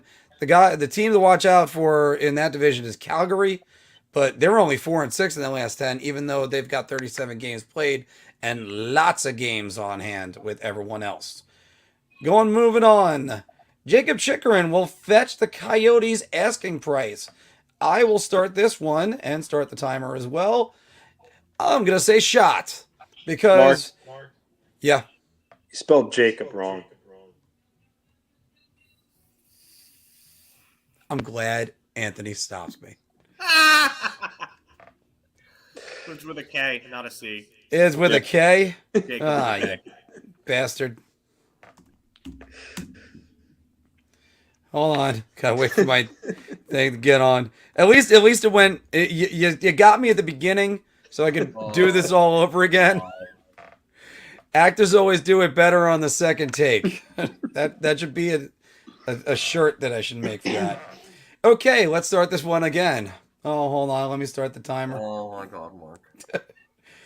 Yeah, well, that's what she said. Wow. Okay. Wow. Jacob She Chychrun also will said that fetch. you do it better This on is the the first second time that I'm saying this. Jacob Chychrun will fetch the Coyotes' asking price shot because nobody ever gets their asking price on the first try for anything. Unless it's me, and unless you're selling it to me, because I hate negotiating. But in this case, I just look over and go no until eventually I got my price. So That's Phil, why Mark spells and pronounces the names wrong, because he hates negotiating and doing the research. I do the research. I have all the. I throw all the numbers in here. Oh, I had to. Phil. I'm going to say beer. They supposedly have an offer. Again, this could be a leak for something. Supposedly, people think it's the Rangers. That could Please, be for the love possible. of God, no. I do think he makes sense for the Rangers. And I do think that they don't want to give up prime assets for a rental. So a guy with term, especially affordable term like Chychrun, would make sense, even though he's kind of a luxury on defense. So I'm going to say beer here. No, I'm getting killed in the comments. Oh, you But had it coming today. it's all good. That's what we do. I do agree with this, though. I would trade Miller before trading Jones, Schneider, or Lundqvist. I would absolutely send Keandre Miller the other way. Yeah, no. Well, He's too much of a wild card. In this particular case, I'm still going to go with that. I don't think Chychrun fits the Rangers. I just don't. Not for what they would use it for. If you're getting Jacob Chychrun, you're putting him on power play 1. He had 17 goals last year as a power play quarterback. Unsustainably high shooting percentage last year. Exactly. Then you don't need him. You have Adam Fox. No, that's not what you're getting him for, though. You're getting him to solidify your top 4 and give you depth on the left side, which they lack immensely right now. Your left side right now is Ryan Lindgren, Keandre Miller, and then it's been Libor Hayek and Patrick Nemeth. Yeah, I know. That's a major bad. problem. That's bad. That's a problem. I mean, again, like I said before, I mean, I think Chytil makes more sense. Okay, this is news. Johnny, where did you see this?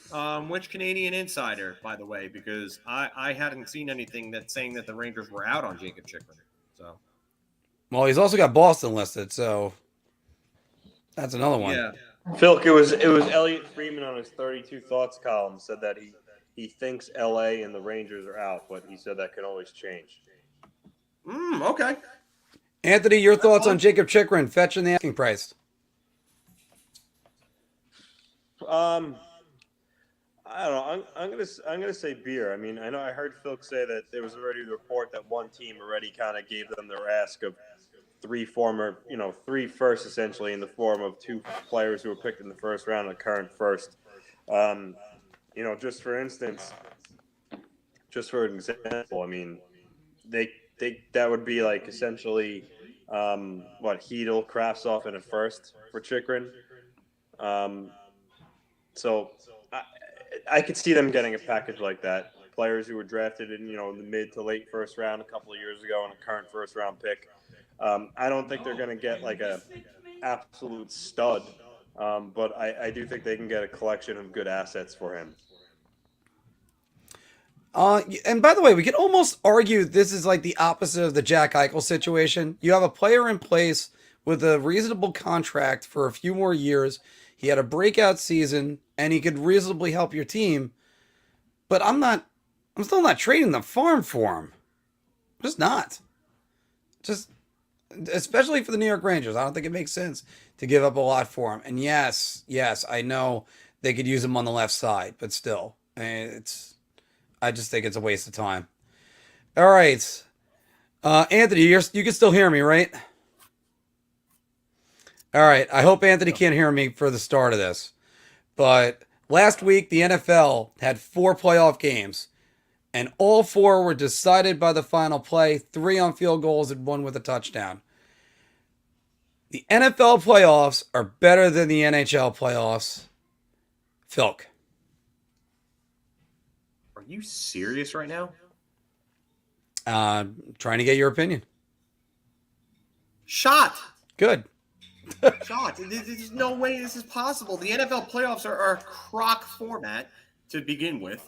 You play one game as opposed to a 7-game series. Their overtime format sucks to begin with in general, and then all of a sudden they're deciding the best playoff game in NFL history possibly by a crap overtime format in which Josh Allen didn't even get the ball? Are you kidding me?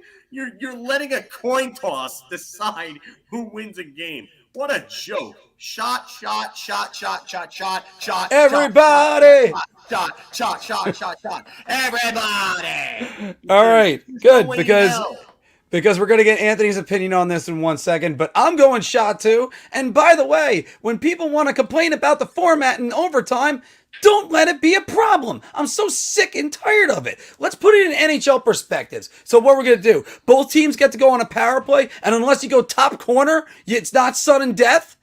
It's the stupidest thing I've ever heard. If you're afraid your defense can't stop anybody, fucking play defense for once. Onsides kick it. Do something else. It doesn't matter what the coin toss is. Yes, it does. It matters because they get possession and Yeah, if you're- they get a you're- touchdown, you're- that's it. Well, you know what? Maybe don't let them go 45 yards in 7 seconds.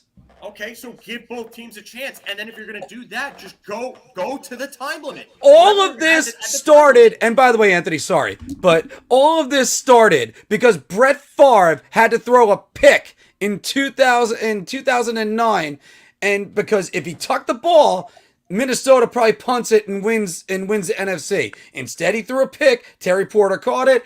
The Saints go all the way down, kick a field goal, and go on to win the Super Bowl. I don't want to hear about, what about the overtime? Play 2 facets of the game, not just one. Don't throw, because then this is the way it's going to go. Because everybody's got to say, it's not fair. Shut up about fairness, all right? No, life isn't fair. Mark, because you're wrong. I'm not. I'm not. Yeah, Play you are. defense. Yes, You you are wrong. I get what you're saying about make. I get what you're saying about make a stop, but it's overtime. It's not their fault. The team shouldn't be. Josh Allen and the Bills shouldn't have been punished.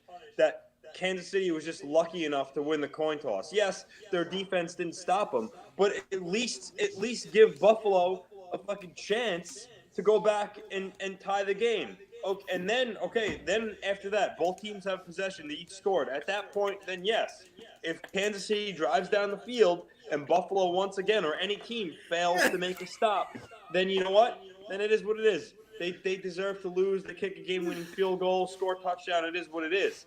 But at least give the one team the chance to possess the ball in overtime. It's ridiculous the fact that it doesn't. And you know what?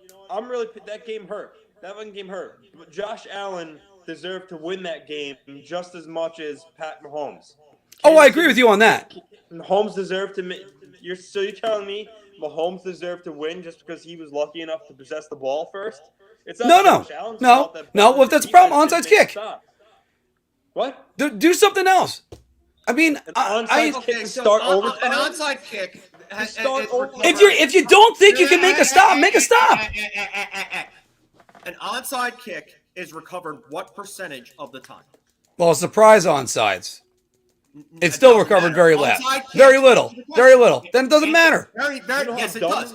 Very little. So you're talking about putting yourself possibly in an even worse position to lose the game because the coin toss put you as the team kicking it. I'm just again, it's a little bit of sarcasm with it, but again, it comes down to all the thing is going. Both teams should touch the ball. This isn't college. The only thing that's more stupid than that right now in terms of overtime rules is baseball's stupid man on second rule. That's it. That's it. And that's otherwise, at least NFL overtime format is the biggest crock of crap I've ever seen in sports. Yep. And that's with the Baseball Writers Hall of Fame being up there right now. And Mark, Andy Reid even said that he thinks that the NFL overtime rules are a little silly in the fact that both teams don't get to possess the ball. And that was the winning coach on the other end that said that. So, I'm going to go back to this, and the reason why I actually phrased the question this way, it's not better because true sudden death is in the NHL. It's the only place where it exists now. Yeah, the NHL playoffs are the best playoffs there is. That's it. That's it. And there is nothing like a triple overtime game where your anxiety goes through the friggin' roof because you don't know if your team is going to be eliminated or that series is going to change and you're going to be eliminated within the next two games because you're staying up till 12:30 in the morning to see your team win a game. Or how about Tampa Bay and Columbus with a five overtime game? And that was game one. I had watching that game, and I didn't even have a dog in the fight. Well, Phil, how about this when you think about overtime? Go back to game one of the 1994 Stanley Cup Finals. Tikkanen gives it to Leach, goes right down the middle, rings it off the crossbar, comes back the other way. Boris sends it up to Ronning, 2-on-1 with Greg Adams. Greg Adams scores. Game over. That's game one. Yep. But still, again, going back to this, that's the reason why the NFL is handicapped.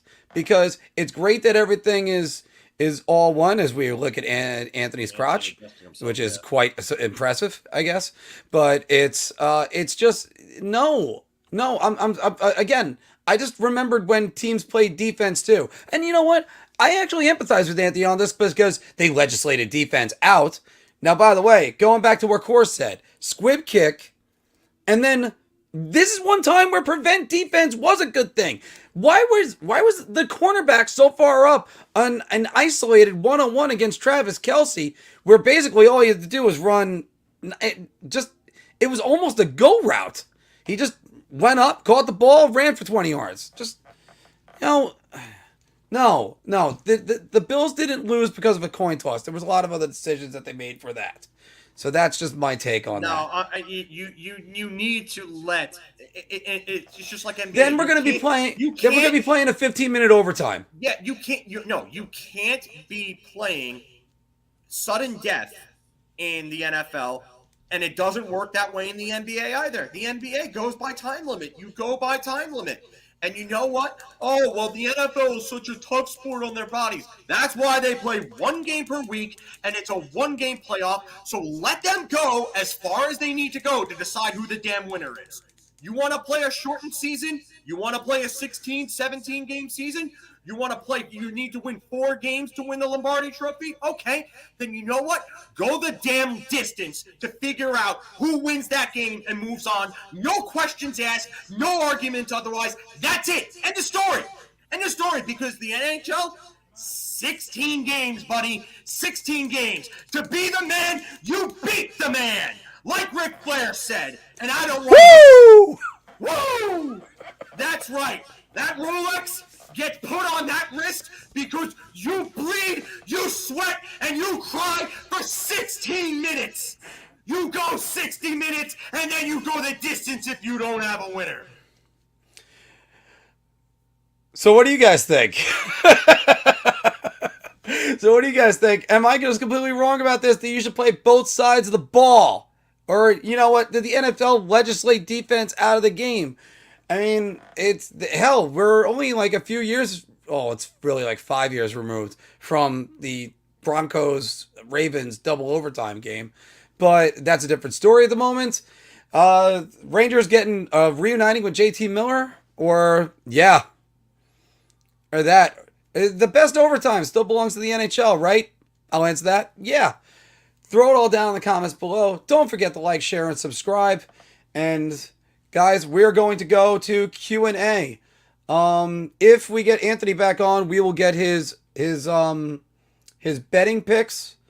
Or Phil, do you have an editorial for this week? No. Yeah, I kind of wrote one down, but then again, it's really not much. It's just again saying my stance on the New York Rangers, guys, is they're in first place. They haven't peaked yet. There's still a lot of things I got to figure out. So I would have had my editorial probably would have been just enjoy the moment. I mean, I think I've done. We did that a couple weeks ago, though. Yeah, I was about to say. Yeah. I mean, because it doesn't make any sense. And you know what? And Anthony's right here.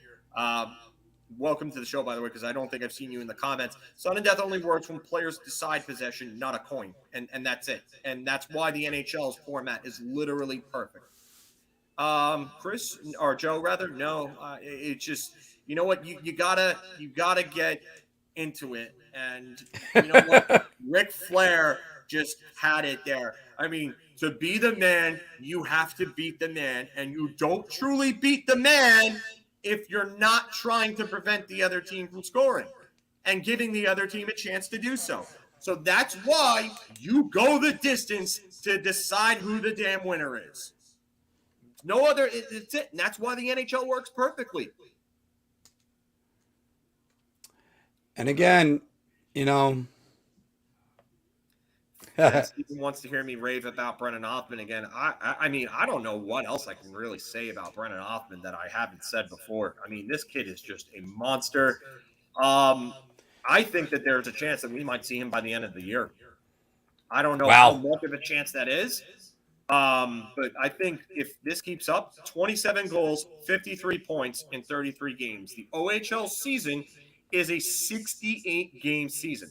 So to do the numbers at this pace, Hoffman is on pace for, let's see here, 27 into 33, and times that by, did it wrong there. Sorry, 27 to 33. 33 and times that by 68. So Hoffman is on pace for about 56 goals. 53 divided into 33 times that by 68 and about 58 goals and 109 points. So yeah, that's pretty damn good. Brennan Hoffman is one of the best players right now in the OHL. And who thought that someone was going to step up like this, especially me of all people. And I was kind of hard on the pick at first because of the fact that I wanted a center so badly. Not Hoffman himself. It had nothing to do with Hoffman himself. But go back and watch the video from that night. I specifically said I wanted a center and they needed a center. But the Rangers organization saw something in this kid that they loved, and it is proving to be quite fruitious right now, if that's even a word. Which is good, because the last time they reached for, the last time they were in that situation, they reached for 2 centermen, and it was Chytil and Elias Anderson. So yeah, and they took the guy that they thought was the best player, and he is having a monstrous, and I have to say that in capital letters, monstrous, because he should have been invited to World. He should have been on Team Canada for the World Junior roster. Will Cooley, great year from him too, but Brennan Hoffman is leading the charge on a team that's near the bottom of the barrel in scoring, and he doesn't have a lot of help. So, Johnny, with so many teams up against the cap, do we think there'll be many trades? Mark? yes, especially since Johnny also prefaced it with at the deadline. At the deadline, yes, because the deadline, they have more flexible room with the cap. Teams always seem to make trades. I have no idea how Jeff Carter is a Pittsburgh Penguin, but he is. Easiest way to say it. They'll always make sure they do that. Philk? Yeah, I still think we're going to see a lot of trades come deadline. I do think so. So, you mentioned the Jeff Carter trade and how Pittsburgh managed to have the room to be able to do that. Pittsburgh always seems to find a way to somehow get guys on their roster despite looking like they're strapped on cap space. I don't know how they do it, but good for them. I'd imagine that it's probably whatever assistant GM that they have or whoever their current GM is that took over for Jim Rutherford. Just wow, really? Because they always seem to do it for years. But I will definitely say that yeah, there's going to be a lot of it. And then who thought the Rangers would make a good draft pick from David? They make good draft picks. It's just a matter of their development. Yeah, that's where it is. And sometimes jumping them past Hartford is the best thing, which brings me to what Steven said. Ottman is going to start in New York next season. Watch. They want him to. They want him to, yes. Yeah, they're going to bring him over in the offseason and have him work on skating and conditioning and everything like that. And Ottman has already improved his skating tenfold from where it was last year. And you could see that in his OHL games. Like, he's burning past guys that, when the scouts and everything like that kind of talked about his skating as a problem when he was drafted. Yeah, I think Brennan Hoffman has the drive to be a really good player, and I think he's going to be probably a top 6 forward with this team. I wouldn't be shocked if he this 30-goal scorer one day for the Rangers. His shot and his hands are great, and his shot is just blistering good.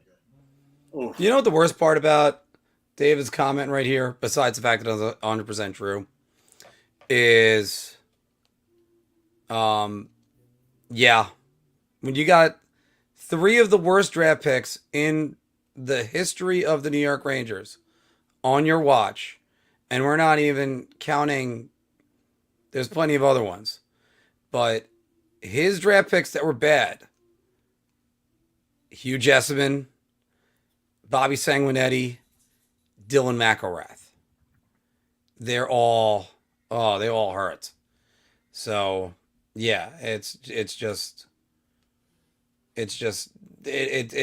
ridiculous. But Don, I see your comment here about Miller and Chytil and a first for Krause and Chychrun. That would probably be the price for just Chychrun himself right now, according to what the rumors are. So it's going to cost more for Chychrun and Krause. I was one of the people that said last year I would target Lawson Krause. I think Krause is a good target for the Rangers. Absolutely good target. I mean, I don't want to knock the player that came in return, but I said I would have traded the rights for Chytil for Lawson Krause and not Sammy Blais. And I mean, I was mocked a little bit on Cap Friendly for that. Look what they got for Sammy Blais. But yeah, I think that still would be, I would still go for Krause over Chychrun, but yeah. And then, Giordano could really be a good one. Yeah, Well, here's the I question. like Giordano. My question is, or my concern is that the Rangers, I don't think they want to go spending prime assets on a pure rental. And I think that Giordano, there's going to be a bidding war for him. And Yeah. I don't, you know what? I don't know if I see the Rangers getting involved. I would like Carson Soucy, Chris. I don't think Carson Soucy will get dealt because he's young and could be a part of their future. But I would definitely take Carson Soucy. I understand what Steven's saying with this, but right now, Krause is having a good offensive season. Do you think he would fit into one of the top 2 lines? I think that he could. I think he could be a good fit with Zibanejad and Kreider. I worry about his playmaking ability because I think that line needs a little more of a playmaker there. In that case, are we starting to look at Kravtsov possibly filling that role? I've said for a long time now that Vitaly Kravtsov is the closest thing that this organization has to Pavel Buchnevich. And if they would just give him a chance on that line, I really think that line could take off. I really do. I don't think he has Pavel Buchnevich's speed, but I think he has the creativity, the smarts, and I think his defensive play has improved enough to the point where I think that he could be the third piece on that line. And yeah, and that line needs a Buchnevich-type player, and that's why I've been saying I think Kravtsov is the closest thing in this organization that we have to Pavel Buchnevich. Just throw Kravtsov there. Listen, if you're going to try Julien Gauthier there on that line, who doesn't really fit at all because he can't really do anything other than skate and drive to the net and really doesn't have the finish, then why not give Vitaly Kravtsov a shot there? Yeah, Julien Gauthier is kind of outliving his usefulness is like the worst term to use. He's worn his welcome. Yeah, I guess we'll go with that. Yeah, I don't see where it is. I just don't see the toolbox. I see a few tools, but I don't see a toolbox there. So I don't. This is actually a good question, Dave. I think that once the season ends, I think he might get some games here because I think the biggest problem is with this team is 5-on-5 offense, and I think Kravtsov would absolutely help that, especially on that line with Zibanejad and Kreider. They need a guy that can help drive play. Put him there and let him see what he has. FIlip doesn't fit with any line apparently. He doesn't fit with Panarin and Strome. Kakko fits better there personally, and then FIlip just can't play center. So what is FIlip? A third line right wing? Play Kravtsov there and let it because you know what? Honestly, it's the best thing for both parties. Well, you got one right there. That's not good. KHL is on hold till February 22nd. We might not see him in the regular season here. Yeah, that's not good. Then, all right, then you're not seeing Kravtsov, and he probably played his last game as a New York Ranger. So, I don't know if Gauthier can even give you 20, 30 points a season, David. That's the thing. I just don't. I don't think. Which makes me agree with what John. That's the metaphor I was looking for, by the way. John D. Lee, Gauthier ran its course. Yeah, I think you kind of know what he is at this point. He's not exactly young anymore, and he really. And has Joey Keane played it all in Carolina? Not really, no. And then you didn't give up anything. They have a stacked D-corps. Julien Gauthier is going to be 25 in October. He's 24 right now, obviously. So, like, it's been Justin Gauthier. Justin Gauthier has been disappointing. It's true though. I mean, you think about it. There's nothing that shows me that Julien Gauthier is going to be a great piece. So, he had his flash around like the Thanksgiving showcase where we're going, hey, he's maybe starting to put it all together. Nope. You know who else did it by then? Dryden Hunt. Dryden Hunt ain't- It can't be in the lineup anymore. I'm sorry. It just, Yeah. I don't know if he's still hurt, but the legs aren't there. I didn't say Trudeau. I know I didn't. I didn't say Trudeau. I think you misheard me, buddy. Sorry. But, no, I think that we're looking at someone like Gauthier and we're waiting for him to take that next step, and we're not getting it, and I don't think we're gonna get it. I just think he is what he is. Oh, Trudeau. Okay, I was about to say I didn't say Justin Trudeau. Yeah, but it just I don't see it anymore with him, and I know that I'm kind of soured on him. And you know what, you could say, hey, you don't think highly of him. I don't see where, when, or how he takes that next step. I just don't. Johnny, I agree with you to an extent with this. It depends on the player. Everybody's all a little bit different. One of the guys that I'm going to bring up in general is. David Carr started his career with the Houston Texans, for instance, first overall pick, and the guy was sacked more than any other quarterback in the history of the league. And when he doesn't have success, how's he going to take that? Is it going to ruin him for the rest of his career? He turned in a decent career. He won a Super Bowl as a backup for Eli Manning. But you get a guy like, take for instance, Peyton Manning, who you throw him into the fire and not a problem. Some guys need to sit and watch and understand. Some guys have that mental capacity of going in. That's why I'm not worried about Alexis Lafreniere. I know that's been a topic of conversation. Should we be worried about Lafreniere? Well, no. He's 20 years old at the elite level.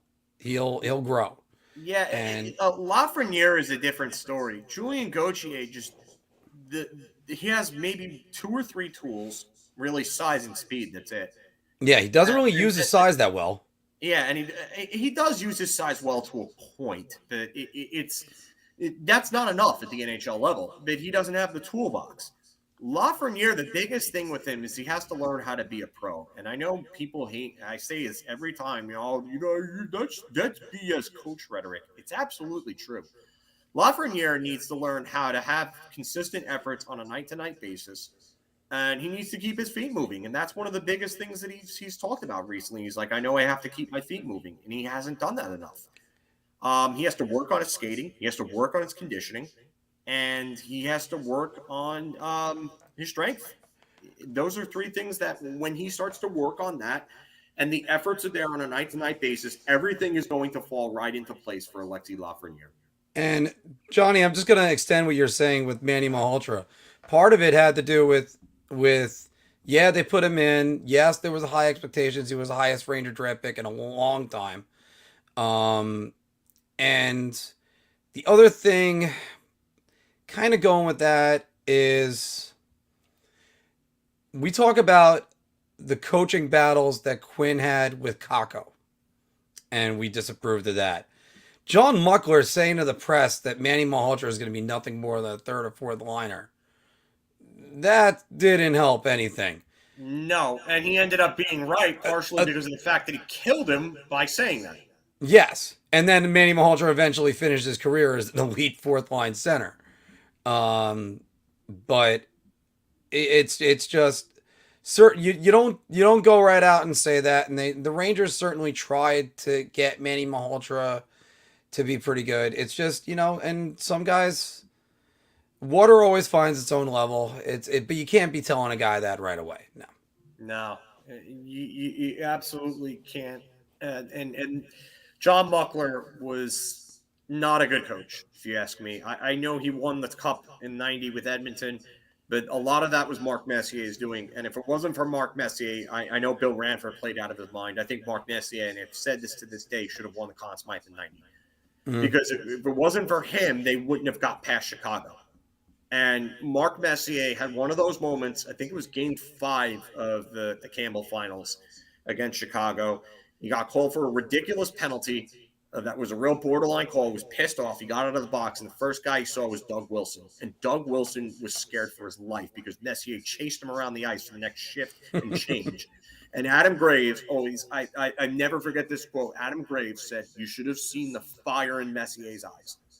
And Messier went out and scored a goal right after that. And that changed the entire tide of that series, and they went on to win the cup. So if it wasn't for Messier's play in that playoffs, in another postseason, I believe, where he had 30 points in the postseason, we're looking at Edmonton not winning a cup, but it wasn't John Muckler's doing. That was Mark Messier's doing. Yeah. Now, yeah, poor Doug Wilson is right. By the way, Steven, Lundqvist he was overseas for 5 years, came in over the lockout. Richter, him and Van Beesbroek sharing time, I think that helped Richter grow. But Richter really, he didn't have a good 93 season at all. Matter of fact, we talk about the 3 goalie system. That was Beezer, Richter, and Corey Hirsch that was in there. Yeah, Corey Hirsch was the one that got lit up by Lemieux in the 5-goal game. Oh, yeah. Yeah. But you know what? I think the best thing for Mike Richter was when the strings were cut. No more Van Beesbroek. Yeah, he had Glenn Healy behind him, but Glenn Healy didn't exactly get along with Keenan. And it was also Mike Keenan. Mike Keenan walks in and goes, "You're my number 1. And number 2 is a long way away." Just ask Dominik Hasek how he felt about that.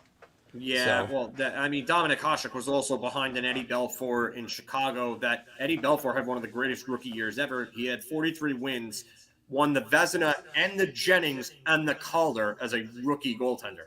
Yeah. I mean, in terms of rookie years, I think only Teemu Solani and maybe Alexander Ovechkin's 05-06 are ahead of the discussion there. And if I'm correct, also Ray LeBlanc was on that team too. Not sure about that. The USA goalie that year. I think he was drafted by them, but that he couldn't even get a sniff of the NHL, and Hasek was the best goalie in Europe around that time. Yeah. So, yeah. It just that was just an insane year for Eddie Belfour, and Dominik Hasek was never gonna be the guy in Chicago, and that's why he went to Buffalo and then ended up obviously, in my opinion, was better than Belfour was for the rest of his career. He won 6 Vezina trophies in an 8-year span with 2 MVPs in back-to-back years. A year in which he beat Mario Lemieux, in a year in which Mario Lemieux had 50 goals and 122 points, and only one other player scored 100 points that year in '97, Teemu Solani. And then in '98, obviously he won Olympic gold, the MVP, and the Vezina trophy. And in '98 and '99, only 4 Norris votes total to the defenders in front of him. Alexis Zhitnik with 3, Darren Shannon with 1 in '99. So for me, Dominik Hasek did more with less than any goaltender we've ever seen in my life. Now, there's a couple comments I want to highlight because it's also pretty good discussion, and we're going to bring these all in. Usually Phil is the one that's always in charge of the comments, but I got to go with a guy that John D. Lee talks about, and he mentioned on the final buzzer with you. Andrew Kopp is becoming a reality. I don't think Andrew Kopp is going anywhere. I don't think he's going anywhere. I really don't. He is a UFA at the end of the season. I'd be shocked if he was. And I know that he's a UFA at the end of the year, but he's so versatile. He could play left wing and center. He's probably going to ask for a pay raise to about the $4 or $5 million range, I would say. Maybe 6 at most. I don't know if they're even going to give him 6. But I really think that he's probably going to be a part of that team's future. I think they would move other pieces. All right. But if he's on the market, is that going to be a Mark Giordano situation where you're going to have every team lining up to try to get this guy? Andrew Kopp, yeah, absolutely. Yeah. I think there would, again, another guy that I think that would be in high demand due to his versatility. I mean, he's a good skater. He's got offensive touch. He's 27 years old. He's right in the prime of his career, smack dab. He's a guy that can play on both the power play and penalty kill. Because he's one of those guys that I would target. Another guy I would say Cedric Paquette to try to fill out the third or fourth line. I know Morgan Barron's playing well right now. Hopefully he grows, and then you don't have to worry about stuff like that. But there's a couple other comments that we had in here. And where Mike was saying, do you agree that part of Kaapo's Kakko issues that he's not strong enough with the puck and he gets knocked off the puck easy? Yes, but that's why players grow into that. But Steven's response to this was also pretty good. How does Kakko go from dominating against NHLers in the World Juniors to being too timid in the NHL? Is it just a player? I doubt it. There's issues that fans are not willing to call out. And yeah, there's some issues, and I think that's Kakko is the one that I look at and go, you handle him differently from Lafreniere. Because I think Lafreniere's got the moxie and he's got a little bit more maturity to him. I think Kakko's growing into that.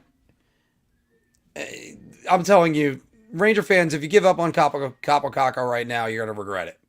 The stock is low, and like most stocks are right now. Yeah.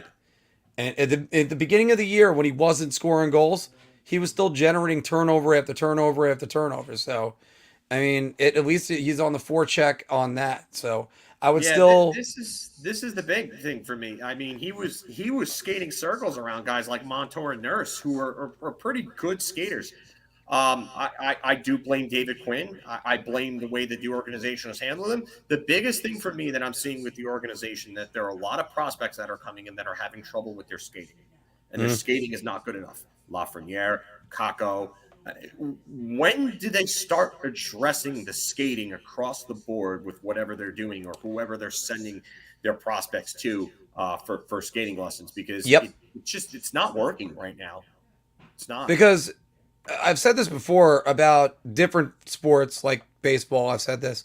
When you're not even seeing the players that you're scouting, and we talked about this on the prospect show, one of 3 prospect shows that we had that day. But when you're not seeing the players you trade away go and flourish, then there's the problem in the coaching you're doing, or is it your scouting, or is it your Italian evaluators? It could be a combination of all 3. Look, Anthony Duclair is the guy that's putting it all together right now that the Rangers got rid of. Obviously, Pavel Buchnevich as well. There you go. There's another one. Why is Lucas Raymond not struggling with it? And he was playing in a similar level league in the SHL. I mean, Liga and the SHL are very close in terms of level of talent and competition. Well, so, Mort Sider, another one, SHL guy, and he was a monster in the SHL. He came over, and now he's playing well. To me, all these guys are better skaters than guys like Kakko and Lafreniere, and that's the biggest thing. Tim Stützle had a good year last year for Ottawa, and the biggest thing about Tim Stützle was that he's a great skater. He's a great skater. There's another issue too, and that's when we saw Kakko in those World Championships, he was the most confident he ever was. Yeah. And when you're playing with that much confidence, you're willing to do things that are there. And David Quinn ended up being the absolute wrong coach for this kid. And then Lafreniere comes into a team that was expecting to make a playoff run, and neither him or Kakko got a whiff of power play 1. I keep talking about that. When we look at players and go, oh, well, can they do this? Well, are they playing power play 1?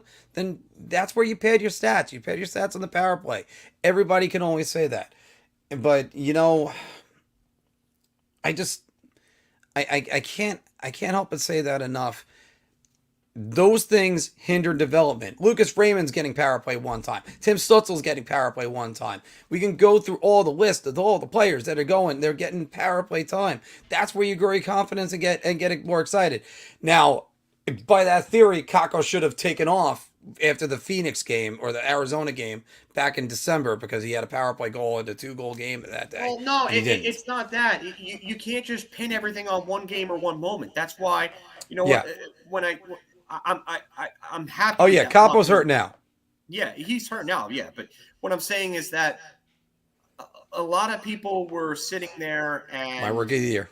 Yeah, a lot of people were sitting there and kind of dumping on Lafreniere for that shootout goal. I'm turning around and saying maybe this could be a confidence booster for him. But Yep. more realistically, one goal, one play is not always going to be the confidence booster. It's a stretch. You've got to be doing this consistently. You got to be going out there and having consistent good shifts to build on. And Lafreniere and Kakko haven't given the efforts that the team has asked for. And I'm fine with acknowledging that. But I'm also fine with acknowledging the fact that this organization is doing something terribly wrong with these kids. Dave, I'm going to say this. Duke had a good season with Columbus. Well, the reason why he wasn't in the Rangers organization was because they moved him for Yandel. And the Rangers knew they had Buchnevich waiting in the wings. If he was untouchable, he would still be an Eric Ranger. He then goes to Arizona. He's streaky in Arizona. Then he goes to Columbus. He's streaky in Columbus. Then he goes to Chicago. It doesn't really make a dent. Then he goes to Ottawa. He's streaky in Ottawa. He's not streaky in Florida. That's the difference. And it's not the system. I think it's that. I think he's knocking pucks out of midair and going on breakaways and scoring. Sometimes your mental state really helps everything. And every athlete can tell you when you're never mind every athlete, every golfer can tell you that if you're playing golf and you're hitting the ball down the middle of the fairway, you're going to shoot in the 80s. Yeah, and Svechnikov joined the team that made the Eastern Conference Finals. I think it's a little different for. There was a spot for him. Yeah, there was a spot for him, and there was a spot for Heiskanen. We definitely saw good from Heiskanen, but he like that playoff run 2 years ago. No, it was the playoff run last year. The bubble, I meant. Yeah, Heiskanen had the big run when he was a point per game. I think it was last postseason. They didn't make the playoffs last year. Oh, that's right. It was the bubble, 2020. Yeah, that's right. the bubble. 26 points in 27 games. He was just under a point per game. So, yeah. And oh, wait.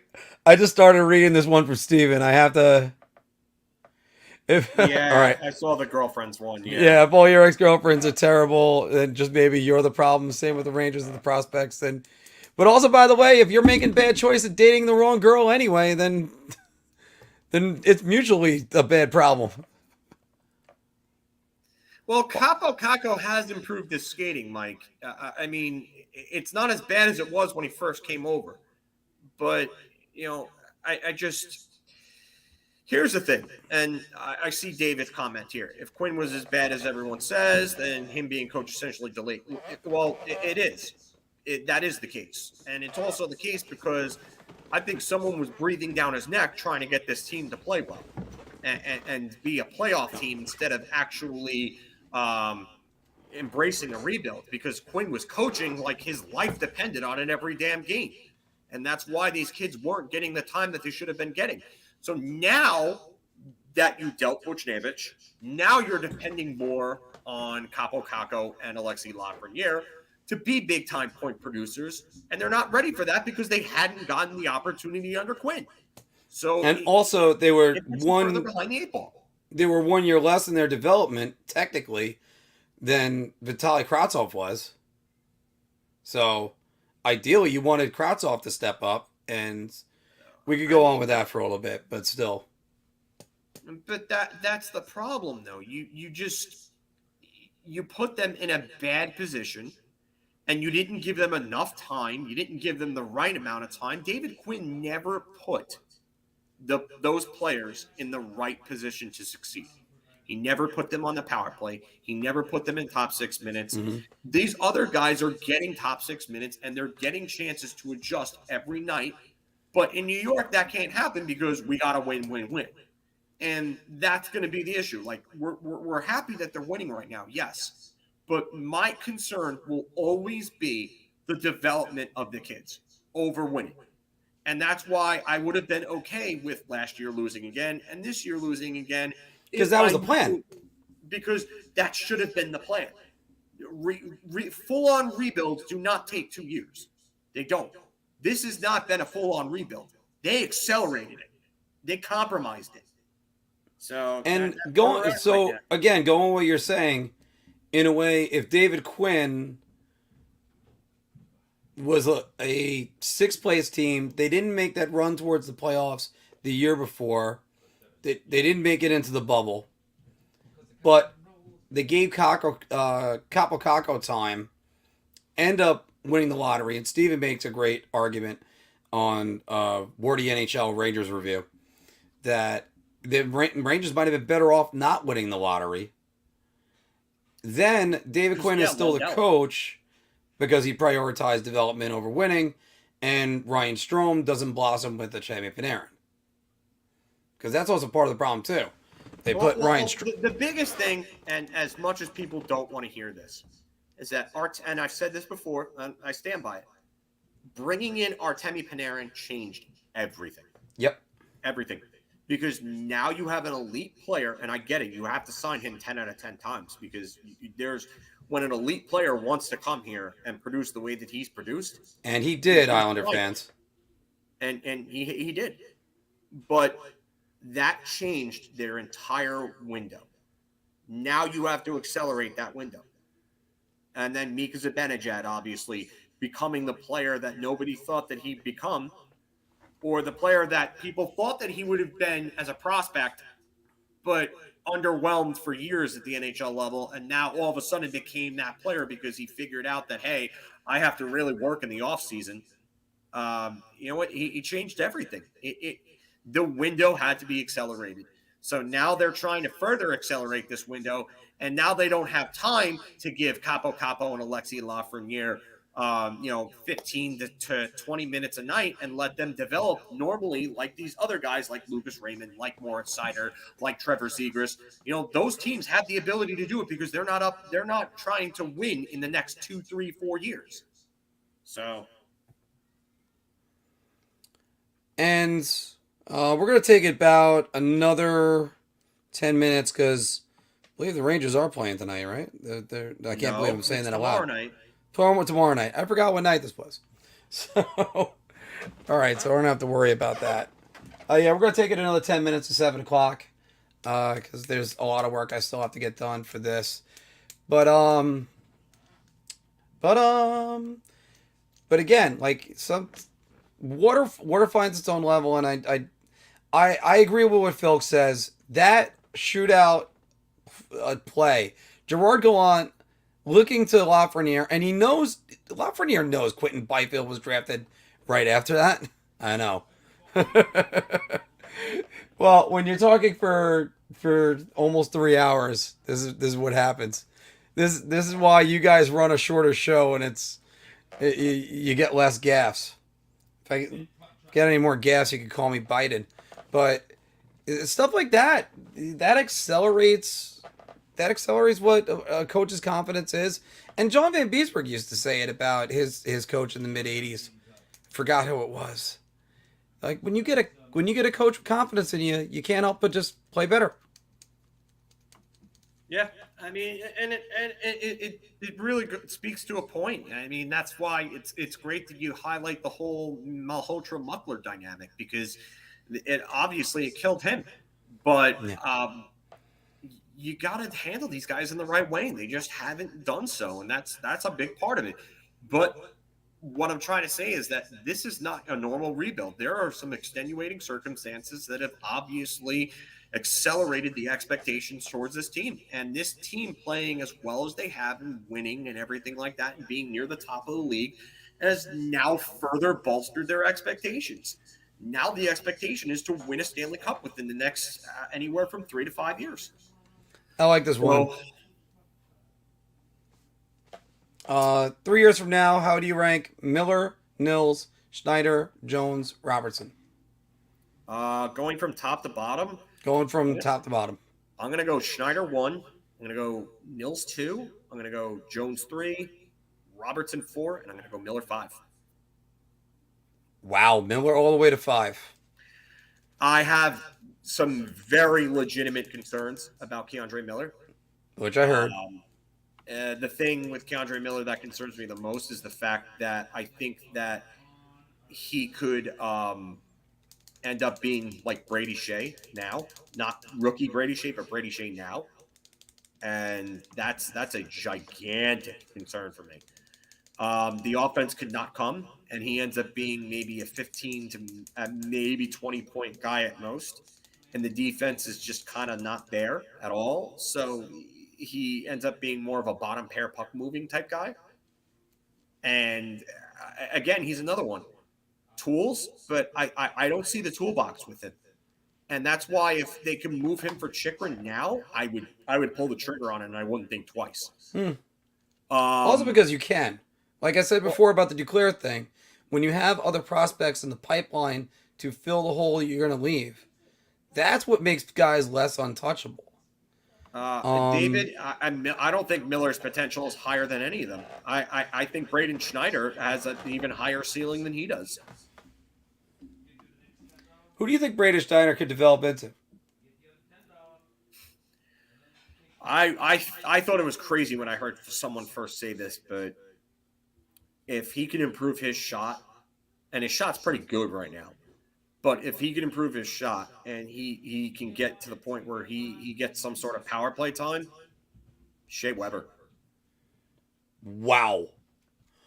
Okay, I was hoping you were going to say Alex Pietrangelo, but no. I think he could. He reminds me. He plays that type of way of hockey. That's just the game that I don't think he's going to get to that level. But the style of play reminds me of Shea Weber. Yeah. By the way, going. Thanks, Mike. No, it's Wednesday. I forgot all about that. I do have a couple of distractions going on today. Very few coaches will pick developing over winning. Well, but that's what his job was. It was to develop and teach them how to win, but also to develop them. And sometimes... No, go ahead. Sorry. I was going to say, sometimes when you saw the comeback ability of the Rangers, you took that as a good thing, but they would come back after digging themselves a huge hole. Yeah, I totally agree. I just think that there might have been some sort of, and I'll give Quinn a little bit here, that I think that there was definitely something going on back there. Because for Dolan to make those sweeping changes tells me that there might have been discussions that we were not privy to. So I'm going to disagree with you here, David. I don't think Miller can become one of those. I don't know if Miller has the offensive instincts to be a top-level point producer, and I really do worry about the defense. I mean, he's continuously making mistakes that defenders in Pee Wee and Bantam don't make. Like, do you think Miller could possibly be, and not to, again, compare him with the same guy, but could be like Anthony Duclair, who it took time for him to develop? Could be like that. Anthony Duclair was also a third-round pick, like a third or fourth-round pick. So. Right, that worked his way up. But like Chris is saying right now, Miller's going to have to reinvent himself. And if he reinvents himself, then he's in project level, and projects, they could either work out great or they could be Filipino. Yeah, Miller plays like he's 5'8". He reaches too much. He stick waves too much. He doesn't use his size nearly enough, and that's something that it's in there. It's in there. You have to have that mentality to go play the body. Schneider has the mentality to play the body, and that's why I'm not sure if Miller's defense ever works out in the NHL.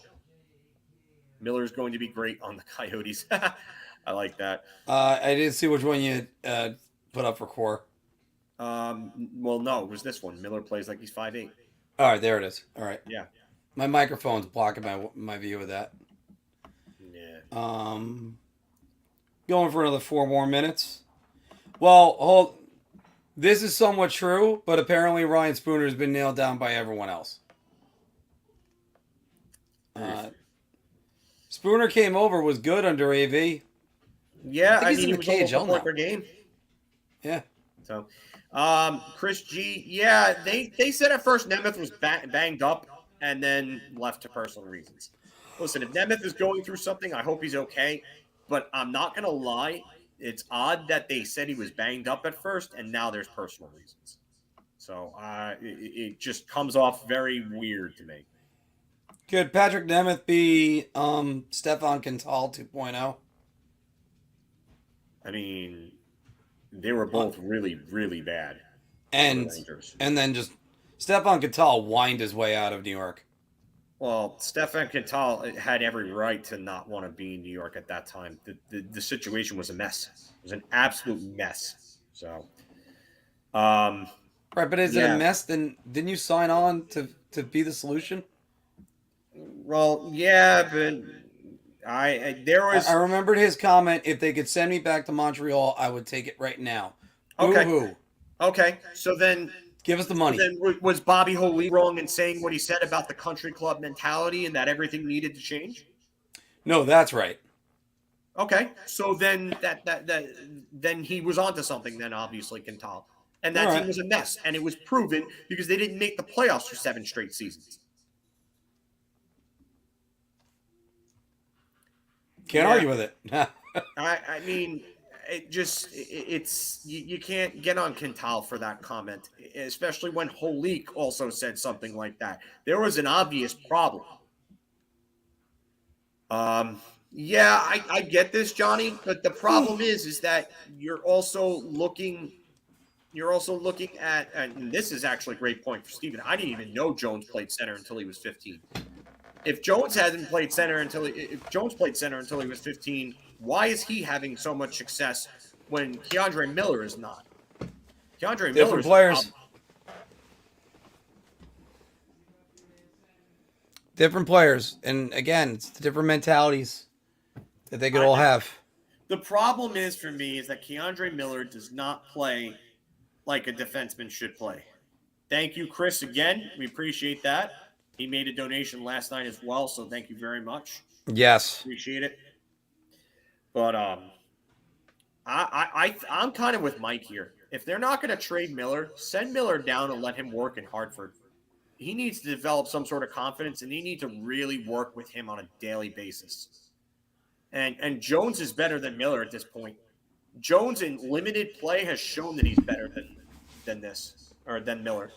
Let's not forget, Jones played in the limited times we got to see Jones. He played in that game versus Tampa Bay and looked fantastic. And then was paired up with Hayek versus Vegas. And Hayek just got walked by Matthias Janmark. Yeah, he got walked by Matthias Janmark, which was really, really bad. You know what? I have nothing against Matthias Janmark, but you can't. I know, because he'd be one of those guys that won as a third-line center. Yeah, I mean, and Steven's right here. Jones outplayed Miller in college at the World Juniors and in the NHL. You know, and albeit it's a small sample size, but Keandre Miller has had the same problems at every level. He had the same problems in college. He had the same problems at the World Juniors. He's had the same problems in the NHL, and they haven't been addressed. He still reaches. He still plays to a far smaller game than he is. He still makes the same defensive blunders. And in the World Juniors, it was more apparent because he had 2 terrible World Juniors in a row. And I tried to brush it off and say, you know what? It's a small sample size. It's a tournament. He'll improve. But he's still making the same mistakes, and they aren't getting any better. And you know what? For me, I'm not going to sit there and take the chance. If I have a chance to trade him for Jacob Chychrun, I'm doing it. I'm doing it because the probability of Keandre Miller becoming what Jacob Chychrun is, even in a year that's not last year, is very small. The probability of him becoming what Jacob Chychrun was last year, microscopic.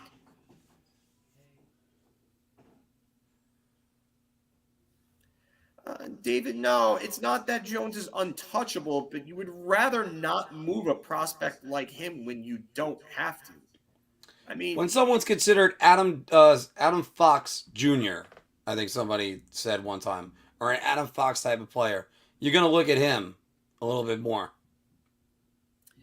Yeah, and Jones, I think Jones is ready now. I from what I've seen from Jones, he can handle it.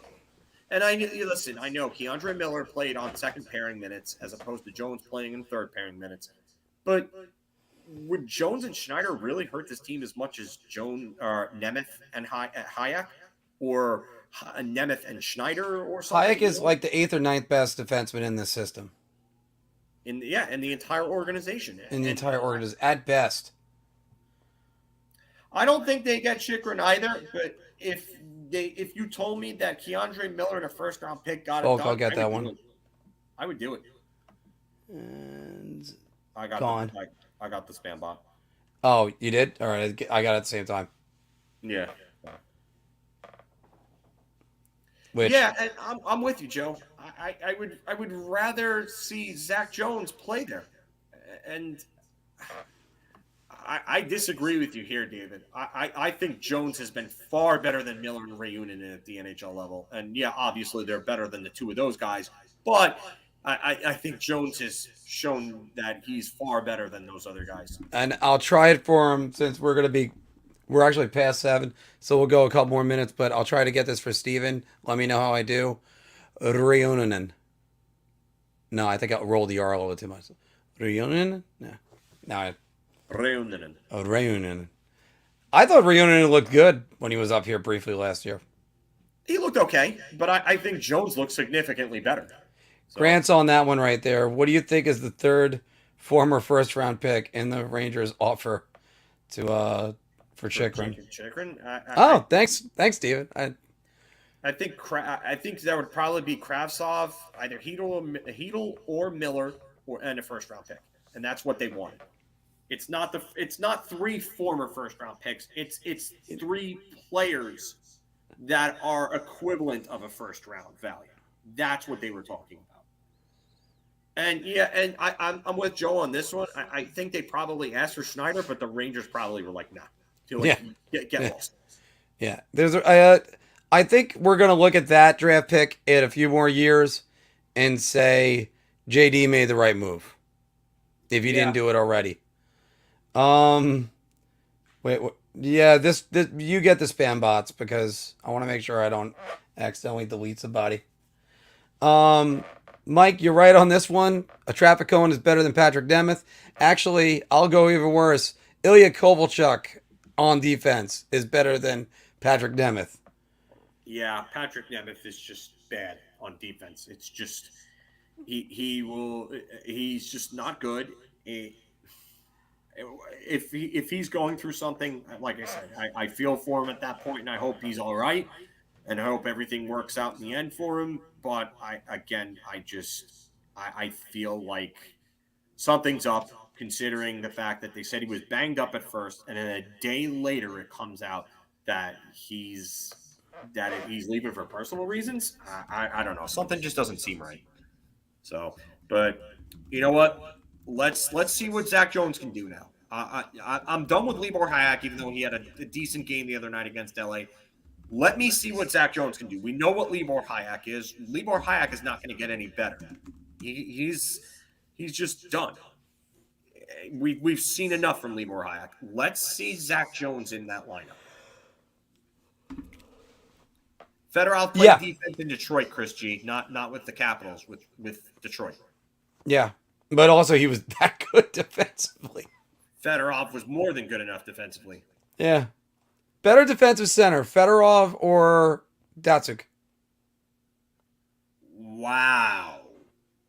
I don't know if I can really pick one there because they were that close. They were that good. And Fedorov, remember, only player in NHL history to score 100 points and win the Selke Trophy in the same season twice.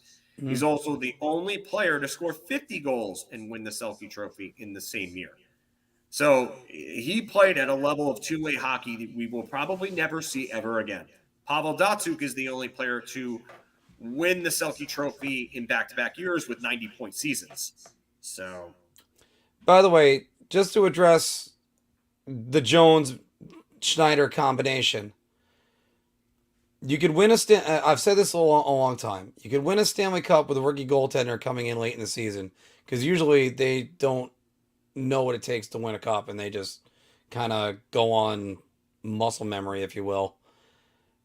But I don't think you win with two rookie defensemen in your lineup. And the Rangers are going to have, just looking at Stevens, 55, 23. So you're looking at about 3 to 4 years right there. 27 and 8. I'm blanking on 27. Who's 27? Nils Lundqvist. That's it. So then you'd have 3 up in there. And he scored Anna Kovalchova. He Yeah, scored Anna Kovalchova. Well, that was after Pablo Bore, too. Yeah. Pablo Bore was actually in between Sergei Fedorov twice, if I recall correctly. I'm not exactly sure of what the timeline is on that, but she made her way around. So, yeah, Jones and Barron. I would love to see them both in the lineup regularly. And David, no, I don't think Lafreniere is trade bait if Hoffman comes up. I just don't see that happening. And Chris, you're right about this. Okay, so Binnington and Murray, because there's been a list of guys that came in late in the season and did this. Usually guys that start a season can do that, but you can't do that with rookie defensemen. I would love if Steven's right and we're seeing Nils. Hopefully in the future, that lineup that you put up in here, 55, 27. I forgot Nils was 27, so I would love it if that's their lineup come next year and years to come. If they're going to compete in the playoffs this year, you need at least one more veteran in there. You can get away with, I think, possibly 2 rookie defensemen. I don't think you get away with 3. Yeah, I'm not. If they're going to win. I think they would go out and probably get a veteran defenseman. If that's just me, but I think they would probably go with somebody like Giordano there. I would love to see personally, if they're going to keep Miller, I would like to see Miller and Trouba be the third pairing, and then have Giordano and Schneider as the second pairing behind Fox and Lindgren. So,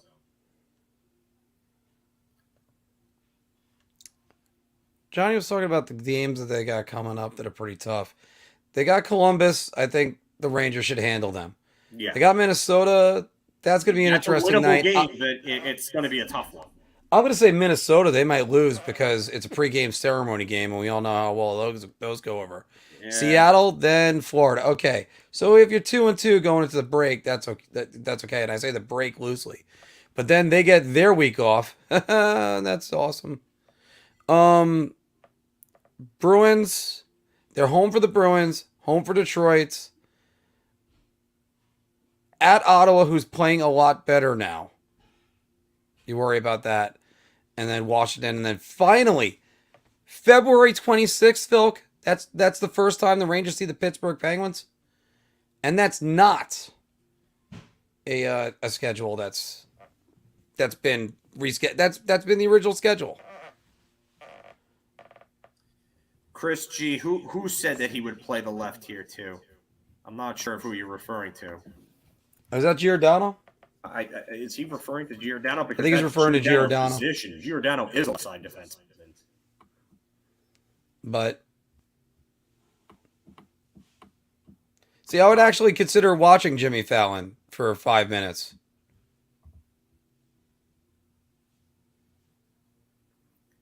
Chris, who are you talking about? I'm not sure who you're talking about because I don't know. Nobody said anything about putting Giordano on the right side. Oh, Nils Lundqvist. Okay. Yeah, I mean, he said that he would play the left. I don't get why they have to have him on the right side. That's an organizational thing. Yeah. Forgot. I think Don Cherry said it, where he's like, "When did we decide that if you're right-handed shot, you got to play on the right side, and you're left-handed shot, you got to play on the left side?" Philk, worst contract. Brendan Smith or Patrick Nemeth? Brendan Smith, just because of the AAV and the term. Yeah, but at least Brendan Smith helped at least find a way to contribute after his first bad season. Well, I mean, he was a better player, but you're talking contract. I mean, it's got to be Smith. The contract itself was bad for the life of it. Brendan Smith was terrible. And right, but at least he found a way to contribute. I don't know if I see that on Nemeth. I don't even know if they're going to get anything on Nemeth. I mean, sure, Smith contributed something, but his AAV was atrocious. He was making over $4 million, and for half of that I thought he was at contract, $4 if million. not Yeah. more, he was a scratch. And in Hartford, like, are we forgetting about this? I guess we did. I don't understand. You see, I that's what I hated about when people were talking about, oh, Brendan Smith. You weren't crying for Brendan Smith when he showed up to training camp out of shape and overweight and everything. Yep. You weren't crying about him in 2018-19, and then he was bad in 2020 as a forward and as a defenseman. They didn't even want to play him on defense in 2020 because of the fact that he was terrible at the position. So the only time they played him on defense was on the penalty kill. Phil, by the way, before we even think about signing off, I gotta address the table that you put up in here. By the way, bit of NHL news to break. Jeff Carter signs a 2-year extension with the Pittsburgh Penguins. Full no move clause, 3.125 AAV or million AAV because he's been a good fit in Pittsburgh. All right, but this is the one you had. It's the analytics of goalies, goals saved above average and goals saved above expected. Yeah. Henrik Lundqvist, out of goals saved above expected, was 277.94. Goals saved above average, 119.73.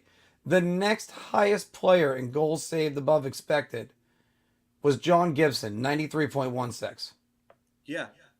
Henrik Lundqvist almost literally, 200 more. Triples the competition. Like if With this was Mario 6 Kart, more years.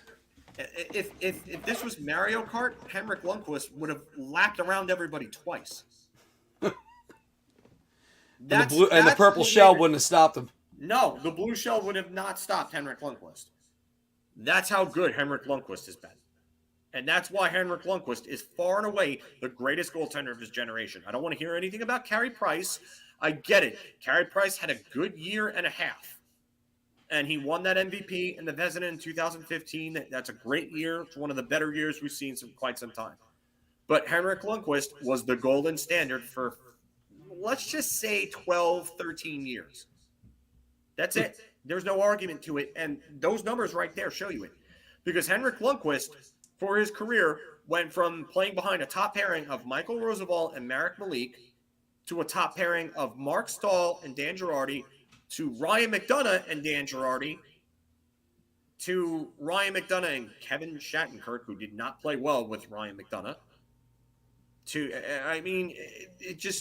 Adam Fox. I mean, he didn't have great defensemen in front of him, and the units in front of him were not all great. Ryan McDonough held up Dan Girardi for years. Mm-hmm. Lundqvist beat Price head-to-head in the playoffs in 2017, and Lundqvist had a worse team in front of him in 2014 than Price did in 2014.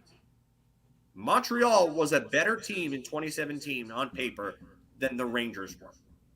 And Lundqvist still beat Price and stole that series for the Rangers. Really?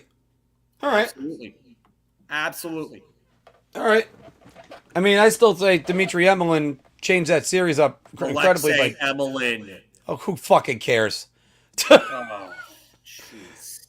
Whatever. Alexei Emelin. I always have to look it up every single time because all I know is he tripped Chris Kreider. And it's, Kreider went in feet first. Yeah, he got tripped, idiots. He's trying to gain his balance. Yeah, and then you could literally, there's a picture. See the stick bending. See the stick flex like crazy. Justin Emelin.